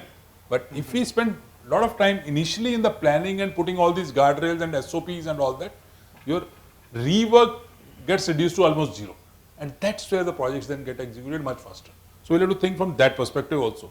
They would want everything to be done yesterday, but we also need to work. Well, okay, let me come to Sanjeev. Sanjeev, Sujit, between you, first Sanjeev and then Sujit. Yeah. Cyber security threat is very critical for us. In fact, it's for everyone. Yeah. So in the world of AI, where hackers became more powerful, and end users, they are still dumb. They don't have much knowledge. So hackers, they are aware, like, how to crack the applications, how to, enter into the different tools. So if security is not increased, again, so your security is zero actually. Your IT is gone. Yeah. Sujit? Yeah, I have same perspective. It means maintaining cyber security threat and educate more to our end users so that they should not click any unwanted link and all. So we should make sure that our end users are regularly they should be updated. And same, we should maintain a hybrid work environment. Yep. So that is also the point. Stalin? So it's something to do with the edge data security. Okay, so like when it comes to any organization, any vertical, probably data is the core, right? And who is the most vulnerable? It's the people like who are using the edge devices. So it can be either out of ignorance or like out of purpose, right? So most of the platform, as in today, are SaaS platform. So the data doesn't always reside into your edge device, but probably it becomes a medium like where you can upload it, right? Even if we talk about AI, right? People may use different flavors of AI. People may prefer Copilot, people may prefer ChatGPT, whatever the thing is. So as an organization, like it becomes very difficult. Like you cannot restrict people from using it. Like most of the tools are freely available, right? Yeah. So the core challenge here is how to enable people to use it, to use the technology. You cannot be a hindrance for them to use the technology. Correct. At the same time, it's very important and crucial for us. Frictionless word that he used a couple of times, and that's what we need to. Right. So that is it. Ravinder? As like everybody said that the edge data security is the main concern from our side as well as being into manufacturing. So we have specific design departments. So wherein they develop so many designs, wherein companies worrying about that designs as getting leaked. So that data leak prevention is the major concern for us as of now. And obviously the cyber security as like everybody, so it is also our concern. Wonderful. Jignesh? Real-time analytics data. So like in month-end, quarter-end closing, so target versus achievement. So always struggling, and we all are on guess. Okay, how much the target and what's the achievement? Then calling everyone, and the next day morning board, this result is published. Oh, we achieve limited. Again pushing, then we are again not closing and opening period. So extending the period for the last months. The second definitely is the cyber security. Sure. That's why we are keeping a very strong security, and nowadays business is also that much of advanced. They have a ChatGPT license, example, but we are not whitelisting ChatGPT because of the vulnerability and all this issue. And they are shouting, why you are not giving? All the entire industry are using. We have lots of issues, and we have to do so many things manually. So this kind of issues. Vipul, you want to add anything? Okay. Fayaz. Actually, I've gone for the other category in this one. As an organization, what we see is, the employee productivity is paramount for us. And productivity comes, then, all of these layers automatically fall in place. So we need them to be productive and extremely collaborative, right? So therefore, you need to have a modern workplace, seamlessly transition between technology A and B, ensure it's secure, all those things then fall in place. But for us, it's productivity. And currently what we're doing is we're running transformation programs in probably all of our functional verticals, whether it's HR, whether it's finance, whether it's SCM. So I'm sitting in the middle of, kind of a hurricane where every time I'm seeing something hitting me, or there's a process failure, but there is no process. So we start by first building a process for the business and then start automating it, blah, blah, blah. So I think productivity, and then in real time, we need to see the analytics coming out, right? So, okay, we've implemented A, let's see whether it's actually throwing out the results we want or anyway close to it, or making progress or not. So those two are my key drivers, productivity and then analytics. Sure. Okay, let me just, Ram, you want to add anything? Any challenge, any IT objective that you feel that we could have missed out and you want to add? just before the start of the meeting, we were talking, Vijay and Anil, and we were talking about how we actually take personally identifiable information so casually. Courier guy comes and he says, I want a copy of your Aadhaar is given. So next day you'll find your chart wala using the photocopy of that and giving you chart. From that, we've actually graduated to where all of you have identified, or majority of you have identified cyber security as the most important thing. So I'm really surprised about how quickly we have all matured from complete laissez-faire.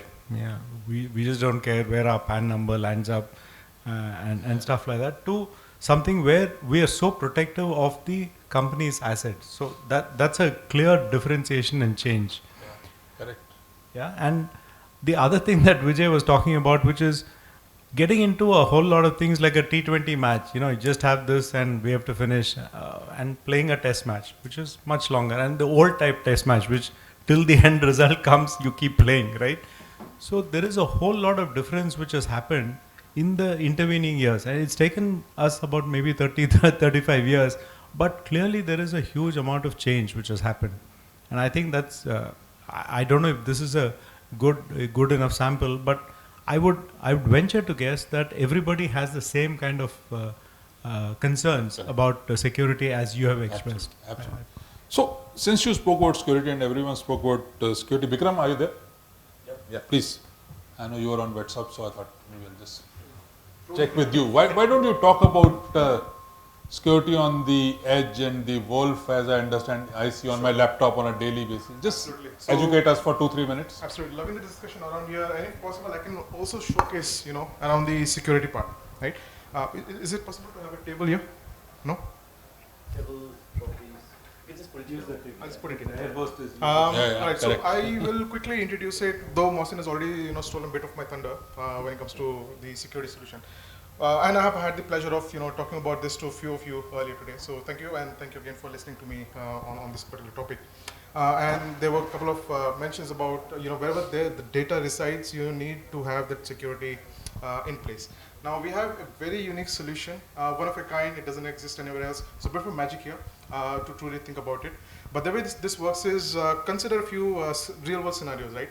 You are VIPs, you're traveling, you have sensitive company information.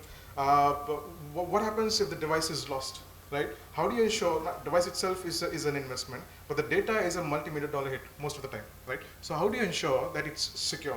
What if you have contract employees? What if you have temporary employees and they have access to your company resources?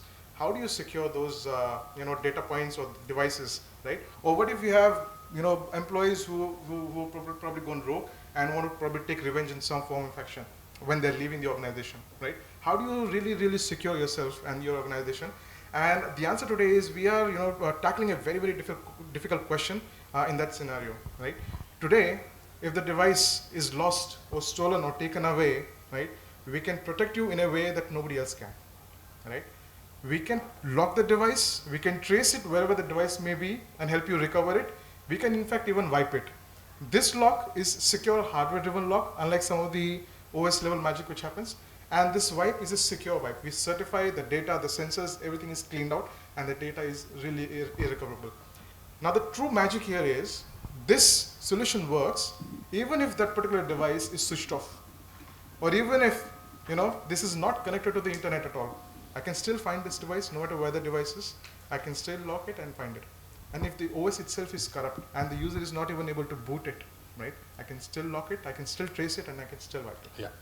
That's the magic of this particular. Yeah, sure. So what we can do is, after a couple of minutes, you can set up your demo, and then we'll come back. In the meantime, I also wanted to talk. Why don't you can say, Manikandan, you there? Yeah. Another point which I think Fayaz ended with and other people also spoke about was collaboration. Right. So I know Polly has been part of HP now, but want to talk about collaboration for 2-3 minutes? Right. So thank you everyone. Thank you for this time. So I'll quickly take a use case, right? Yeah. So our vision has been, post-COVID, everything is on cloud, right? How effectively you can consume this cloud irrespective of wherever you are. For example, let's take Ramsar starts his day from his home, right? And what he wants is when he's traveling in the car, when you will be attending calls, right? At that time, you don't want the external disturbance to disturb the call, right? So what you need is a good noise cancelling headsets, right? What happens is when you use these headsets, just to give you, if you're even walking in the road and there is a wind sound coming in, right? It can even cancel that. So far end will not even know whether you are talking from the road or in the office, right? So that's how we do that, right? The moment he enters his office, he gets to his cabin, right? And in the cabin, he will have a display in front of him, normally a TV or something, right? So through that, you can easily transfer this call into that device, because it's like watching a movie on your mobile and suddenly putting it to a big screen. The experience is completely different. And that's what happens when it's seamless. And that's what happens when you attend a Teams call from your mobile and you move it to a video conferencing device. The experience, what you see, is completely different. So that's what you do, right? And then Mr. Ram moves to his boardroom, right? And the need for a boardroom is completely different, because the reason is that was a personal cabin, right? You can have a smaller device which covers a smaller area. The moment you go to a boardroom, you have multiple people sitting. This is the kind of a seating arrangement. And you want the device to be intelligent enough to focus on who is talking sometimes, right? For example, now you have 4 or 5 board members. And you know, board members are always a little bit difficult to manage. And everyone speaks in a different voice. For example, there will be a person who will be louder like me, and there will be a top person who will be talk very, very, very in a low voice, right? So you need a good microphones which pick up irrespective of what pitch you are doing, right? And the important thing is also in a board meeting, sometimes the requirement is also different, because I've seen this from many customers. We sell all this AI capability. We say that whoever speaks, the camera focus onto that. And suddenly the guys say, stop all this nonsense. I don't want the camera to move frequently, right? This happens, right? So that's something. So we have AI capability built on the end user requirement. So one is, it's like this. We are all in the same room. So you have a producer sit over there. He's focusing on whom to be focused. Now we actually simulate the exact environment in the conference room. That means there's no physical guy. And as Ram sir said, there is a AI. We have been doing this for quite some time. But what we did is we more enriched with the new capability in terms of facial recognition and things like that. And just to add one of the functionality, right? For example, if you have a boardroom, you will have a founder's photo behind it, right? Now he should not be recognized as an active person, right? So the AI should be intelligent enough to avoid that, so that he is not shown to the far end in a video call. So these are the couple of things we do. Wonderful. In the new age thing, what happens is many of the meetings are hybrid when it comes to the meetings, right? And what happens is always the guy who on the Teams call always feel lost, because all within the conference room we are discussing among ourselves, and the guy at home feels that I am no more part of the meeting, right? Now, why this is happening is because the far end sees a large room, right? There are 7 people sitting, but who is talking, I don't know. His face is not visible. So we have the AI, which is called as people framing.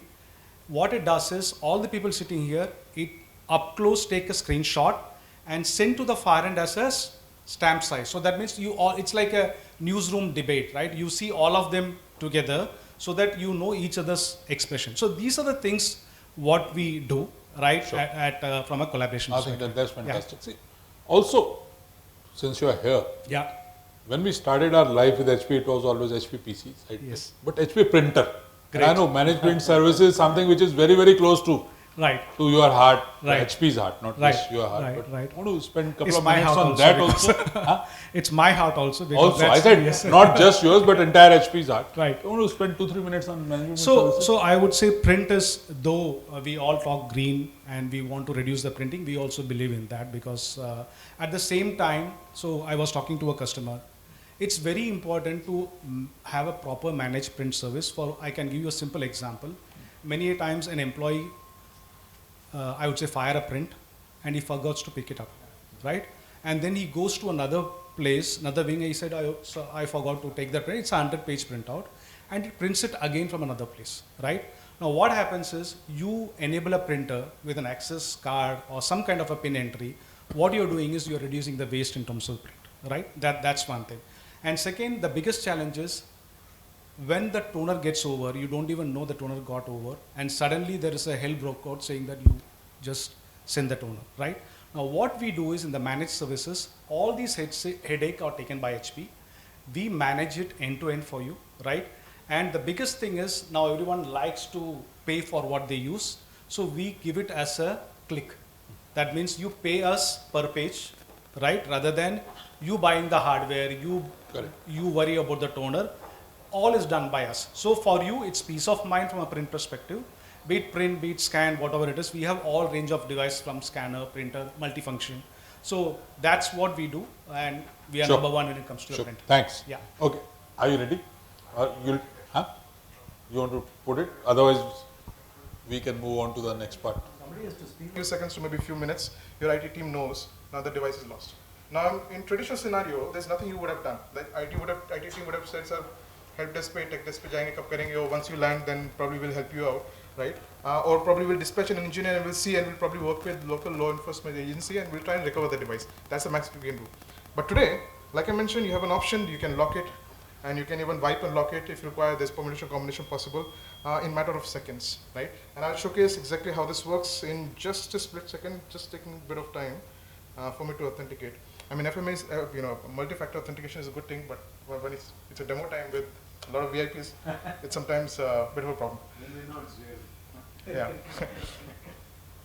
All right. So meanwhile, while I get this up and running, right? Let me tell you what the workflow looks like. Right. This is the dashboard. So workforce experience platform, Mohsin already spoke about, right?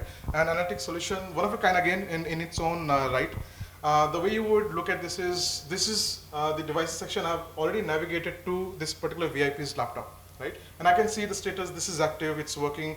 I can locate where the device is currently right now, and it's telling me it's in Courtyard, Mumbai, right? Traditionally, I would immediately lock it, and I'll dispatch. Let's say I have a managed services partner. I have my own team, which will work with the hotel, which will work with, let's say, the local enforcement agency. Look at the CCTV, try and recover it as soon as possible while the device is locked.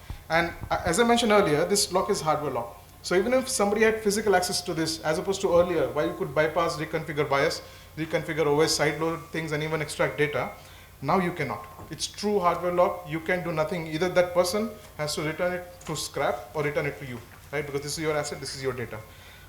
Once this is locked, once you have located it, even if it's switched off, I'm going to do it because it's just taking a bit of time for me to log into this particular app, which requires me to approve it, right? 1 second. While I get logged into this, let me tell you how exactly this works, because I'm pretty sure that's the next question you ask. Because if the internet is not required, if the power is not required for it to be booted up, exactly how does it work, right? The way this works is there's a special hardware capability that HP has come up with. We have already partnered with telecom service providers, and through the telecom system, the way SIM card works today, we can bypass the requirement for internet altogether. Bypass the requirement to be for the OS to be up and running. Bypass the requirement for the device to be even switched on, doesn't matter. Because as a bad actor, that's the first thing I will do. Disconnect Wi-Fi, completely wipe everything, all security solution, antivirus, everything, and then probably go to the black market to sell the device, and the black market is interested in your data, not necessarily reselling the device, right? And that's what I'll try to do. Forgive me, a technical problem with a tech advisor here, so not able to log in as quickly as I would have liked. You can just, otherwise just explain the entire thing and we can. Yeah, All right. I had a question. Sure, please. You're assuming that when a laptop is misplaced, sure, the person who takes it always has a nullified intention. True. Maybe it's a good Samaritan. He's just picked it up because it's kind of Yeah. possible. So He's returning it that's to also part of the demo. Absolutely. Oh, it is. You can give a message on top of it. Yeah. Please come to Mr. C. N. Ram at Absolutely. Courtyard So for Merit. example, Amit, if you don't mind, as soon as you navigate to more, right, there's an option the IT team would click on lock this device. That's the first request that you would do, right? And because you do not want to give this particular power to an individual who can take revenge on you if he has that particular mind, wipe the data, maybe put you on ransom, right? An approval level is required. And you can design whatever logic you want. You want multiple approvers, you can do so. 5 approvers, and if 2 select, then you can do so. Just 1 approver, you can do so. In this case, I will act as the approver and checker myself. Like I said, 3-person job. If you select Vikram, and this is the message that we'll put here. The message would read something like, this asset belongs to so-and-so organization. This is the contact number, please return. Or it could be a warning. Do not touch, big red flag, right? So this is the message which will be shown to that particular person, whoever has tried to access it and tries to bypass it, because it's a interface which you just cannot bypass no matter what technology that you have in the world today, right? So let's say you put the message and click on save.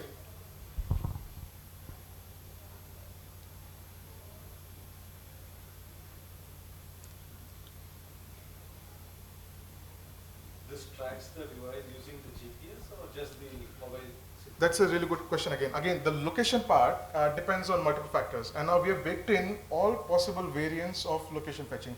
Windows location service, GPS, your IP triangulation, network triangulation, whichever works best and whichever gives you the closest and smallest circle will actually tell you that particular location. And we're able to do this via that MNP chipset, mobile narrowband chipset, bypassing the internet requirement. And it works overseas as well? It works across majority of countries, no matter where you are. We will be able to find the devices, and if the service allows it, we will be able to recover it and hand it over to you. So by the time you land, right, from let's say from US to India, you will have the device in your hand and already. Okay, I've been able to log in. Just allow me a second. The request went through, and as you can see, the status says lock requested. So now I should be able to see on my portal.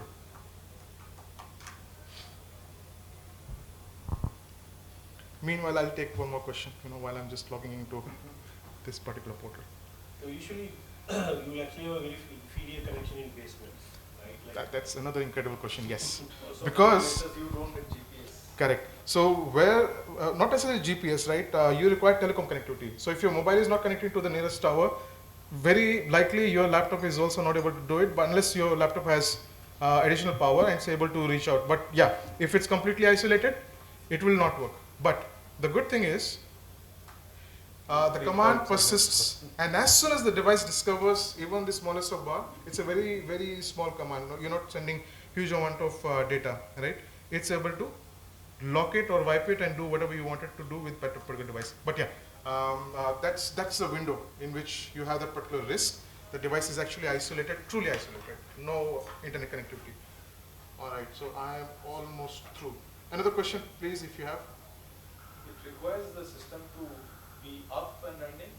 No, that's the unique thing. Okay. So it's dead, but you have this. The system can be down.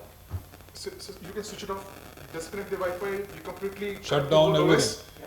There's nothing you can do about it. It will still lock. You can still find the device. You can still wipe it. It still requires some charge, right? Some Incredible battery question. power. So currently we have a requirement of about 2 to 5% minimum battery requirement on your laptop, right? But we are very soon working on the CMOS part. So CMOS battery part will also be there. So even if the actual main battery, so that I don't accidentally approve or decline, and that also ensures that the right person is accessing this particular portal even on the right device, right? So I will enter the code. Hopefully I remember it right. I do. And as soon as, all right, I'm about to click approve. And this is where I probably put on the mic. I look at the screen. I'm going to click approve, and now this machine will become the last machine away from the approver. And in a matter of few seconds after I click on approve, right, the machine will shut down. Right? No matter what you're doing, no matter what kind of solution or magic you're running at the OS or application, it will shut down for sure. Right? Let me click approve. Alright, and have a look at it. Now, usually I've seen it takes about 5 to 10 seconds, but depending on, let's say, certain settings, let's say you put it in flight mode to conserve power. So it might take just slightly longer. The max I've seen is about 10 minutes for the command to receive. I've approved it, the status is approved, and if you please approve the page, this page should reflect the status as device locked. Right? I can see, oh, it's locked. Like nobody pointed it out, but here's the magic, right? It took about 15 seconds, and the device is not completely. It's safe, and there is nothing anybody can do. Bring your best experts, try it out, and I assure you, this device and the data in it is absolutely safe. Highly recommended, at least for VIPs, people with sensitive company information, R&D team, finance team, people who are highly mobile, BYOD kind of a setup, right? Contractual employees, temporary employees. These are immediate devices that you can protect and safeguard around it. If I were to start this device, look at it. I'm not sure if you can read it, but it will show you that particular interface with simple message that Amit had put in earlier, right? Warning, or this message, or this device. And that's it. Every single time you try to boot your device, this is where you're stuck. There is absolutely nothing in the world that you can do. Unique solution doesn't exist anywhere else in the world, right? And the only way for the employee to be up and running, let's say you found it, and you're about to land in the, wherever you were trying to reach, and we have been able to ship the device to you, and it reaches you. And only and only if you have handed it over, once you've authenticated yourself to the IT team, and you ask for it, now boss, give me the PIN code, I want to be productive, I have a meeting in another 5 minutes. You don't even need 5 minutes. Give me the code, And refresh it once, please. The status will reflect as device locked.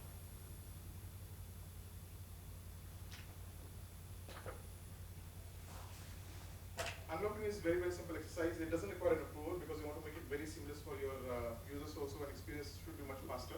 So it's only a matter of checking the status. Device hopefully location should show the new location wherever the device has been shipped to. The status now is telling you it's locked. If you go to mode and click on unlock, you will be presented with an unlock code. And it also goes as an email notification to the approvers in the right team, where you can unlock it from that end also as a additional workflow. Let me quickly enter the code here: 9703691.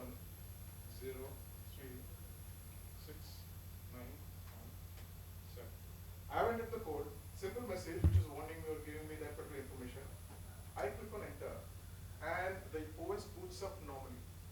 Normally in the sense, whatever time it usually takes, it's going to take exactly the same time, and you are up and running in a matter of seconds. Sure. Thank you, Vikram.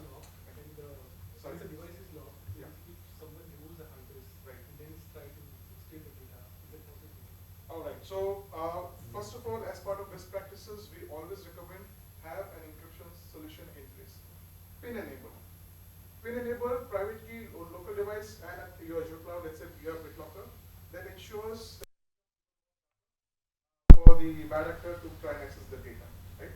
But as long as the hard disk is here and somebody is trying to sideload OS, rewrite, try and extract pin from this particular device, impossible.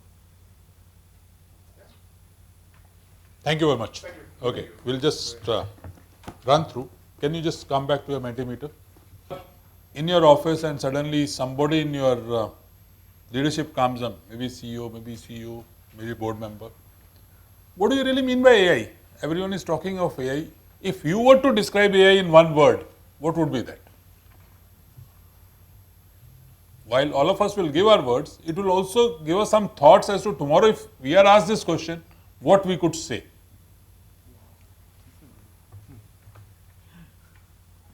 So someone says it's empowerment. Okay, let's see what are the.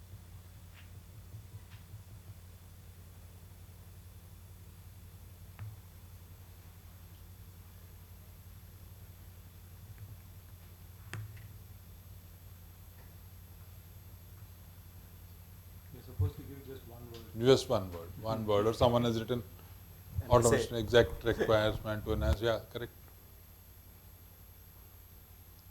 Anticipate, adapt, evolve. I think that looks. 3 words. But that looks nice. AI will help you anticipate, adopt, and evolve.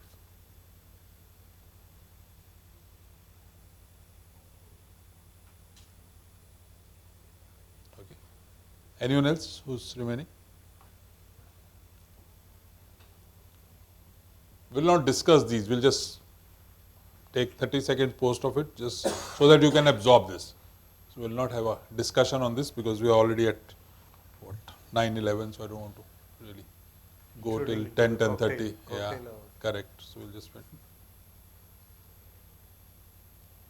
Only good thing is that the later you are, the easier it is to reach home. Yeah, absolutely, absolutely. Yeah, you're right.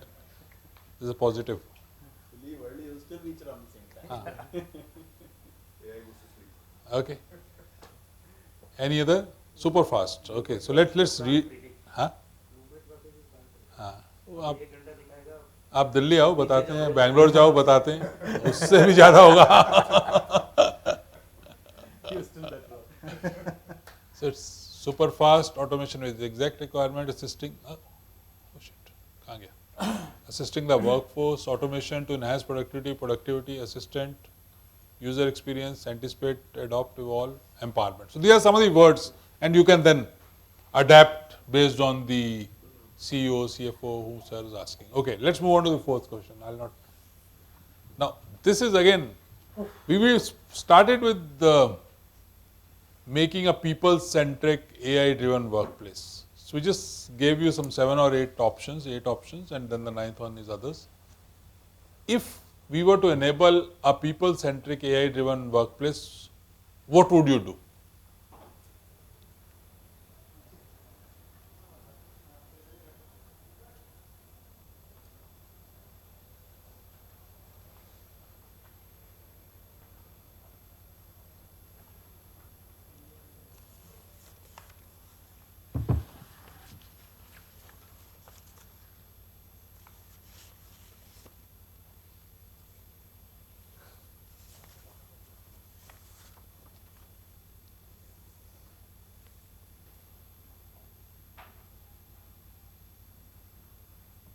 Let's take a minute and.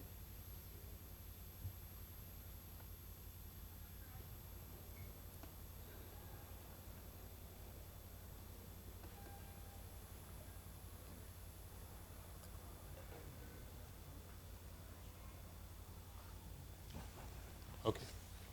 If we really just look at this, I think this is a very good representation. So everyone talks about AI. I think Jignesh also spoke about a lot on the decision making, real-time decision making. So AI, all of us know, is based on data. So one of the key things in AI is to enable AI-driven workplaces having real-time decision making, and that also, I think one of us used the word change management. So we need to really get into a data-driven decision making culture. Second is collaboration. Again, AI. So again, AI can help a lot in collaboration. Third is security. First, to just take the top three. So I think that really gives that in case we need to enable a people-centric AI-driven workplace, we need to focus on ensuring that data is correct. People get into a real-time decision-making framework from that perspective. Can AI be used to enhance collaboration in the organization and especially with hybrid workforce and others? And security, of course, as all of you said, is a big thing. And then, of course, the others are coming up. So this gives a big thing from our perspective. So as I now come to the last, anyone who wants to just spend a minute on this, and then we'll not go through the entire. I'm actually surprised by 7. Okay. Which is reduced dependency. So people are saying that it really doesn't matter whether it's on the cloud or in the edge. I would interpret it like that, correct? So I think it's a great correct that everybody is not blindly saying cloud, yeah. So it's actually come down. I think that's a good point. Because a lot of workloads are now very sensitive and can't be run on the cloud, especially when you look at. And also, a lot of companies are actually, maybe a controversial statement for some of us, but are wanting to come back from cloud into on-prem because the costs are going through the roof, and all these are friends, including Microsoft. The costs of putting on cloud is very high. So people are coming back. Not only the cost, actually, one of the biggest concern for people is your data sits outside the India geopolitical. Yeah, but for that, I think many of the data centers are in Mumbai, Bombay, Chennai, Bangalore. Somebody can hack into a cloud-based system.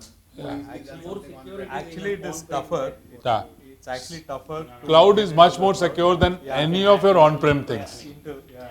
But I think the anticipation that he was talking about, which is the workloads moving from the cloud onto the personal, so he's increasing the capability and the capacity of using the Windows. Correct, absolutely. Yeah, and it comes back to these Copilot. And a lot of things being done on the edge itself rather than, and the data being dropped there itself rather than moving on to. So the final word is not spoken yet. I mean, I would just give this will one be a example, churn. right? It will be. We are working with the government agency when we had this issue with Pakistan, where they wanted to build geopolitical models using other models to figure out how many people they need to put on the border.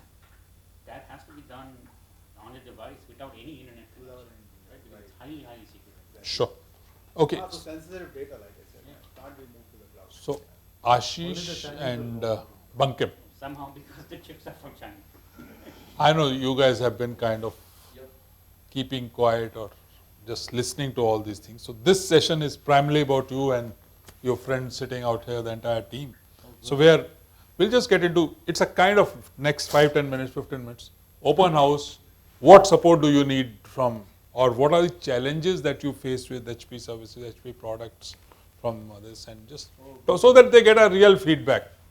One feedback that I always give on your behalf every time is that please reduce your cost by 50%. That's one. So we'll not discuss that part because that has been given to them and I know that they're working on it. But any other challenge, natural intelligence. but any other challenges, support, services, collaboration, or any other feedback you want to give to two of them? I know, Mani is here, Vikram has left, so but anyone. So maybe we'll start with both of you, Sanjeev and Sujit. So we use printers and laptops, but we are quite satisfied. So This is being recorded. Thank you. No. Anything where you think they can improve, because while won't be published. While you will be satisfied, all of us are, that's why we're sitting and spending so many hours with them. We are happy customers. But it's always that you put a benchmark there at 90 to take them to 91, 92. What else are suggestions? So it's kind of suggestions that you can give them. Yeah, we can say if they can, improvise their hardware. If I talk about the servers, they can implement or they can put some more information about AI. If the server is going Servers, though, it's not part of their portfolio. We're talking only the desktop part of it. So servers is a separate company. And they don't talk to that. Oh God. HP Enterprise, that's HPE. So that's a separate company. We talk to them. Not from business perspective. Okay. I have one suggestion, unfortunately, which was please. left. But we are a Mac company, so somehow the developers prefer Mac. But I think this feature is very useful, and if that can be made like an app, and say you download it and make it enterprise, even the Mac can be protected because all these things have to be protected the same way. Fantastic. So just to give you a perspective, actually, this whatever that we talked about from the security standpoint. Ashish, Mike, if you can take. From the software standpoint, right? Whatever the ecosystem that we just displayed, so it basically requires a specific hardware, and that is something we know this entire story is onto. So without this, No, even a modified version. For instance, let's say the person who is actually stealing the laptop doesn't actually think that he should not be connected to the internet. Let's assume that he's connecting to the internet. A modified app, obviously, HP with HP will be a great combination. But the feature that is there is also very useful with the diminished, let's say, features. Just a thought. Sure. Yeah. So that's a good one. Yeah. So we see when we talk about software, right? Every software solution we have built is actually OEM agnostic, except the protected press. Except this. So you talk about AI automations, which we spoke about, making a patches update, driver updates, supports Windows, Macintosh, Chrome, Surface, and all the brands, right? And this security layer, right? There are some security solution which has an again OEM agnostic treatment, but specifically this, right? And you said the diminishing version, which we are launching, soon, right? In this month, which we'll talk about for the models which are already bought in your environment of an HP, because this device is actually, you need to buy a new device. It will not work on the existing device because there's no IT, this MNB chip, right? So now we are launching with WPT Wi-Fi, which will have connectivity in terms of, the normal connectivity. And of course, to the edge, right? We are also working to launch it for OEM agnostic environment. So Microsoft wants you to buy new PCs, HP wants you to buy new PCs, so it's a great combination.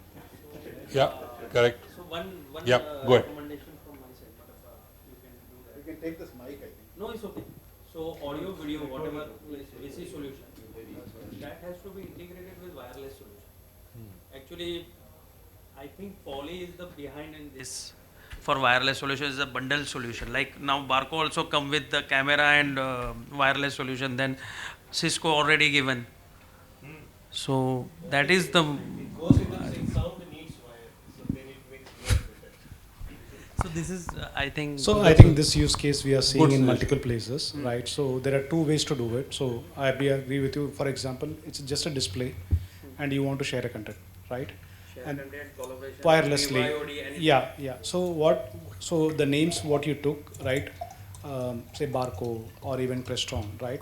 We are certified and tested with all of them. So that what it means is the moment you plug in those wireless content sharing device, it automatically detects my device and it works seamlessly. Okay. Now, other than that, if you are using a Teams room, right, or if you are using in a normal traditional VC way, right? So in traditional VC, Poly always supported. I would say Miracast or AirPlay, part of it. So that means you don't need any other extra wireless content sharing devices, right? But normally all these devices nowadays are in a native cloud mode, whether it can be a Zoom or a Teams, right? Zoom, you know, it has an inbuilt wireless content sharing capability. You just open, but yeah, but you need a Zoom app on your device to kind of share that. Same with Microsoft. So there are possibilities. Yes, this particular hardware thing, it is with Barco and Creston, and we work with them, and we are certified with them. Right, but I took as the Poly is doing this all whole. So that's a feedback we are giving to the team because we see this demand coming more. Obviously, it's a new product line for us from that perspective. So we will. More easy, we can You're bang on. the Barco and anything. Barco is very costly solution. We are seeing this demand increasing nowadays. Barco Actually, is a if very you ask costly me nowadays, a display and this wireless content sharing, this wireless content at least 1.5 to 2 lakh per room. So if you're going to deploy for multiple rooms, that's the cost per room. Right? That's very sure. Any other thoughts, suggestions? Yes. Yeah, I had a couple of points. Probably something that, and the second one is probably something that Microsoft and HP can think of it together.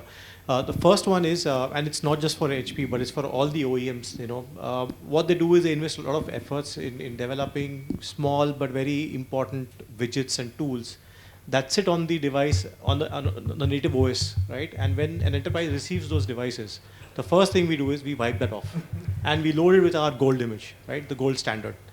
Now there are so many small utilities that probably are a lot of value to business, but in most cases, either we don't see the value or we're not even aware of it.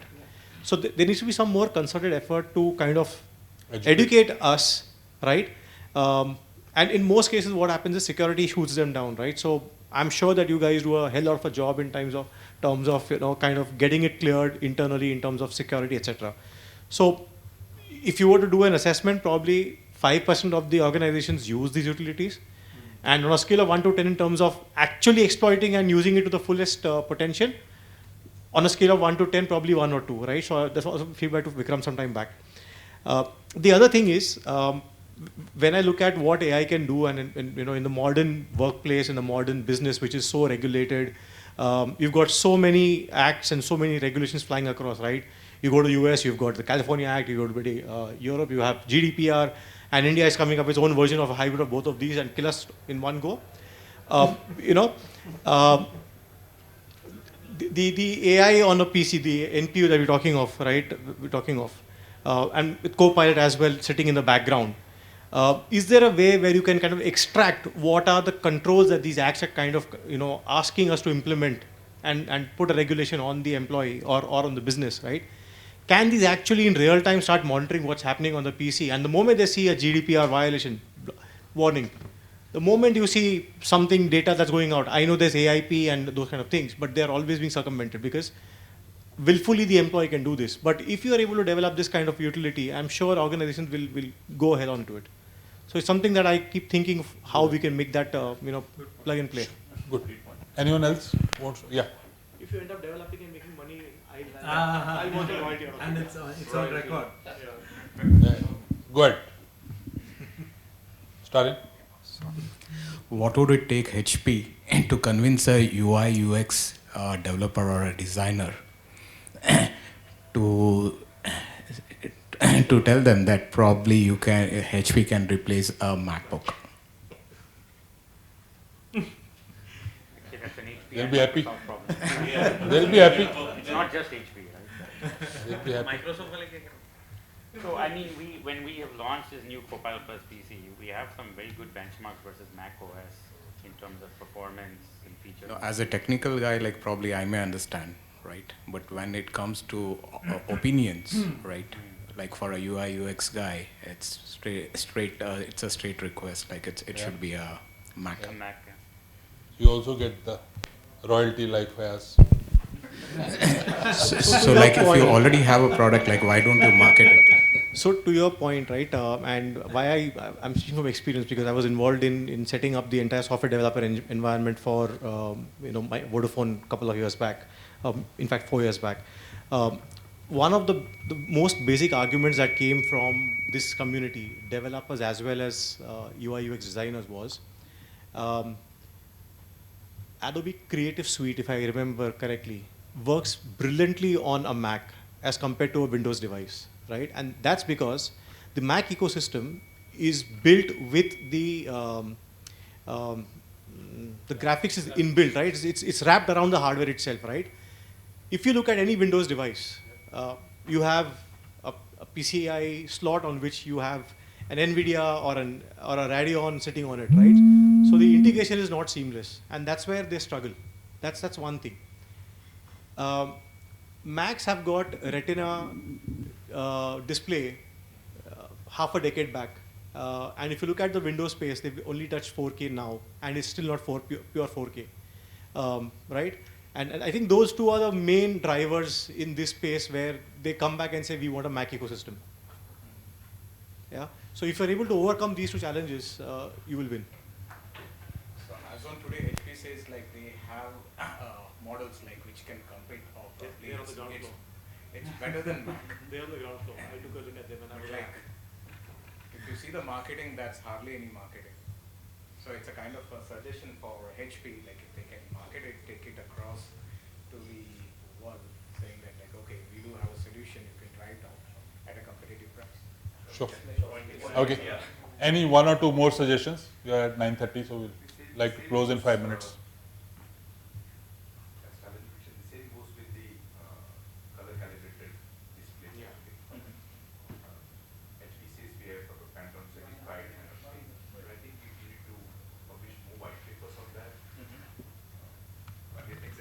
Yeah, I think the education part is coming up that you need to, you may have a lot of new technologies, for example, what Vikram showed, but perhaps people are not aware.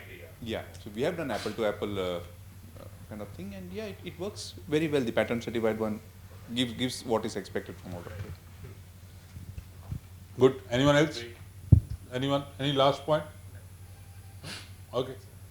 Anilji, back to you. Thanks a lot. I think good discussion, great inputs. Just a couple of things remaining.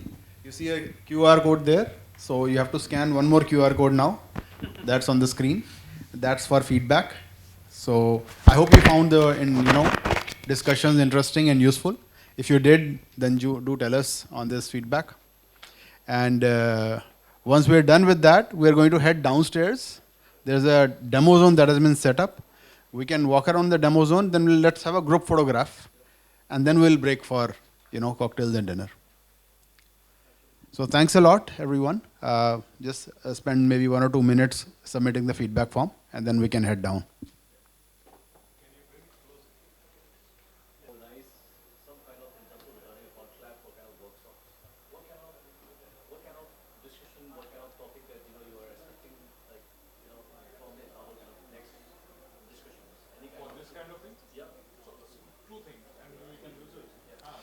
I think feedback form asks that also. In the feedback form, we should check as to what they are really interested in. Number two, from my perspective, the real life problems that everyone is facing on their day-to-day. For example, this was about the IT strategy or about which everyone faces on day-to-day. There could be similar things, say for example, managed services. People do face that issue. Whether we call it ITMS, whether we call it whatever, people do face issues. Where for example, what Vikram showed today was a real-life example. We could actually have similar 5-minute demos of few other things. That will open up a lot of ideas in each. And if we can use AI in that, that would be a real thing. That's how I read, but others can add to it. No, I think I'll add one more thing. I think in the year 2008 to 2012, we had a HP cut. Always love HP with Pro and after that we moved into Lenovo. And I think I attempted to reintroduce into my HP. So what actually been more than the product, the quality and the service after service you're getting, which makes the IT industry. So most of the time, I think if you ask me like after 2018, you don't actually have a damage towards to go and see whether I should try HBO. That's to be very honest. Today, probably, as you procure and everything, there's no point in like, okay, so do I need to add one more thing towards to complexity? Because it's actually an experience. I think mostly about in terms of marketing towards to how the product services actually evolved over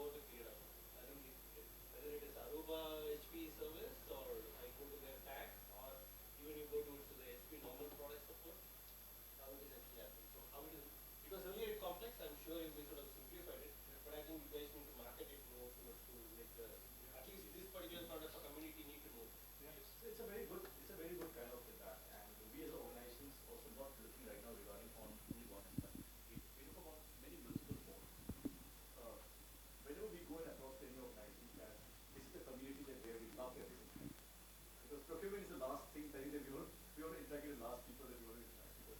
We have a lot of insightful discussion of how we have the entire solution, the services, the kind of product for what we have. Typically these days that like there's something called river costing. They give a company spec set. In the spec set, I think like because we talk about regarding the kind of starting from the sustainability that our products we have here about 25% is our product is coming sustainable products right now. And sustainability was again big discussion that is happening today, right? I don't know how many organizations is completely following regarding those kind of carbon footprint, regarding green energy. I don't know. I mean, we were talking about it, right? Two, in terms of regarding security, in terms of regarding on work experience, we know about regarding services. What I was talking about. We have here about approximately around 90% of our people in India. We have a company. We also have a pro in terms of regarding the commercial organizations. We normally go in terms of regarding proactivity within the service gap into an organization. We want to have a wow kind of experience from the customers, right? So we have a lot of those kind of, I think that like, I would say kind of collaboration, discussions with the CIOs, with the CTOs, along with the tower kind of thing. And we keep doing this kind of, I think that brainstorming session along with the tower thing. So we also coming with a concept called discovery workshop. In the discovery workshop that we took it, invite actually from the CIOs along with the entire management team within the entire 1 hour sessions. And we discussed about regarding on the kind of product services what we can bring to the tower. What kind of value proposition that we are differentiating with XYZ company in the organization. So I think that we look forward to those kind of insightful kind of discussion and feedback coming from your side. And that kind of collaboration is what we expect in practice. Thank you sir for having this. Thank you very much. Let's go down. Thank you so much, and please, there is a small goodie bag here to collect it on your way down.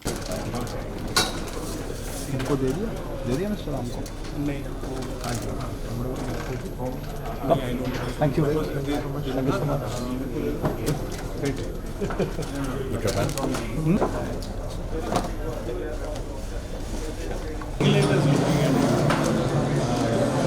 Like I said,